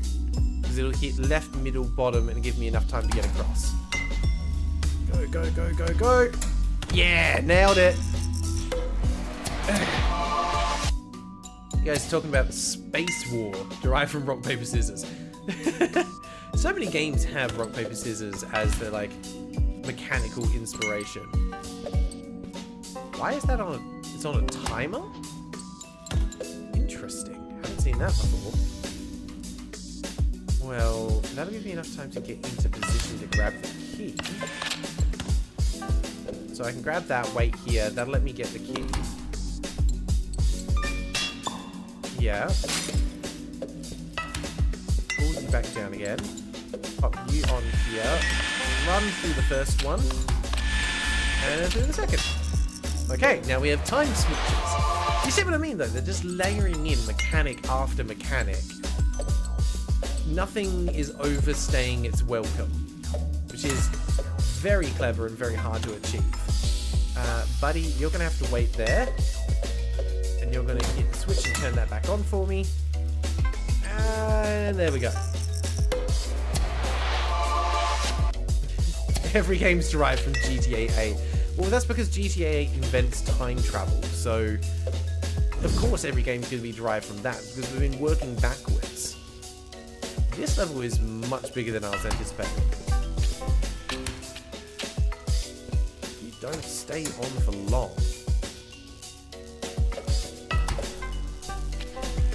I also don't need to be over there, so I don't know why I did that. It's like, hey, I can get over to that side. I have no reason to, but I'm going to. Unfortunately, we are out of time. So we're going to pause there. We will put this to a poll, and this will determine what we end up playing next. So the poll is live. Make sure, again, vote yes if it's going to be spinning the wheel at the start of the next stream, or no if you would actually like to see more of Mind Over Magnet to see, I don't know, how complex it gets. So far, my first impressions are that this is just simply a solid, well-crafted puzzle game. Whereas the Majiggies is unclear to me as just how big this game is. We're on level 15 in World 2. I would probably hazard a guess that there's going to be 4 or 5 worlds worth of levels, so I don't think it's actually that big. And in fact, what we can double check while we're waiting, we'll jump back over to Steam. Let's have a look at some of the reviews and look at the play times. 3.8 hours, 2.3 hours, 4 hours, 2 hours, 3 hours, 2 hours, 1.6, 1.8. So there's between, let's say, 1 to 4 hours of playtime, depending on your problem-solving abilities. I would say it's a very polished game. Like, the puzzles themselves feel really well thought out. It's smooth is the best word that I can put it. Like, there's been a lot of, obviously, care that's gone into crafting it from a visual standpoint. But it's also, actually, like, despite the fact that both the character and the magnet have their own personality, it's kind of lacking personality. They're very generic characters. And Guy does things. I have to kind of agree with you there. The game is fine. I don't think it's doing anything interesting enough to really stand out from the crowd. I think it's just a really well-crafted puzzle game. If there is anything interesting that it's doing, and I can kind of see from like the screenshot here that you get magnets that you can throw into positions, that looks more interesting. And that's something to me that should have been brought forward in the game, because so far we've just done 30 minutes of fairly standard puzzle platforming with levitation switches and buttons and things to flip. Nothing that I've not seen in other puzzle platformer games. And there's always the question that's on my mind with these ones, like, why should I be playing this instead of playing something else? What is this game doing that's unique, that's an experience that it offers that no other game offers? I mean, it's kind of hard to say. There's nothing really that stood out for me from it. It's great. It's well polished. If you were getting into puzzle platforming games for the first time, it'd be a great thing to start with. Or if you're just a fan of puzzle platformers, it'd probably give you more of what you love. But I don't think it's doing enough to stand out either.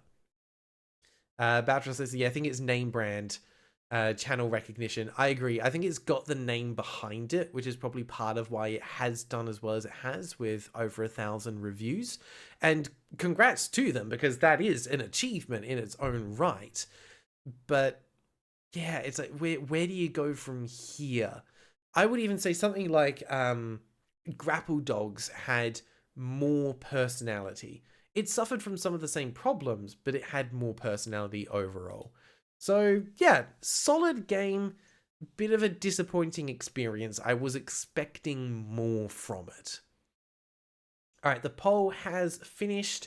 We landed on a yes vote, so thank you to those that did add their votes into it, which means next time we will kick off the stream with a fresh game by spinning the wheel.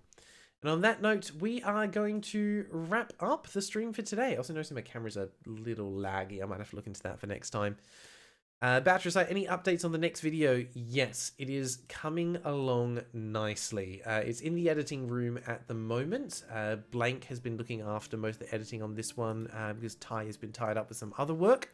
Tied up, there you go. We were aiming for this weekend for a release. It's probably going to be the weekend after, if I'm being realistic about it. But it is on its way. Basically, you can give you like a snapshot of a status update.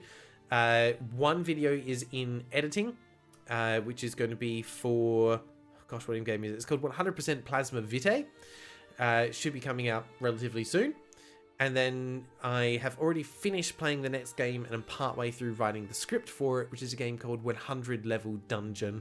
Hoping to have the script finished for that sometime next week, so that we'll be able to get that into the editing room pretty quickly as well. So we should be looking at about 2 to 3 weeks between videos at the moment. We're trying to pick the pace back up again and keep it snappy, but we're also trying to elevate the editing to a higher standard. So each individual video is taking slightly longer to complete than before. So thank you for bearing with us while we work on it. We're going for quality over quantity where we can. All right. Otherwise, I will see you all again next week. Sunday for the stream, back to the normal time. And just a reminder, if you haven't already, over on the Discord and on YouTube, I did share a link.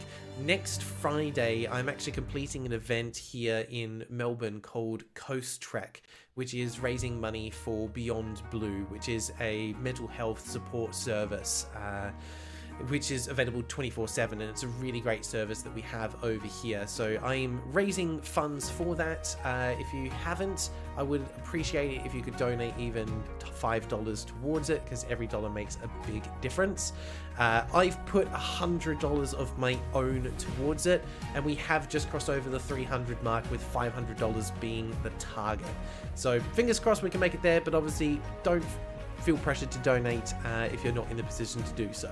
Otherwise, thank you everyone for stopping by. Hope you have had a fun time hanging out here, and that you have a great rest of the day. And I will see you again relatively soon. Until then, take care.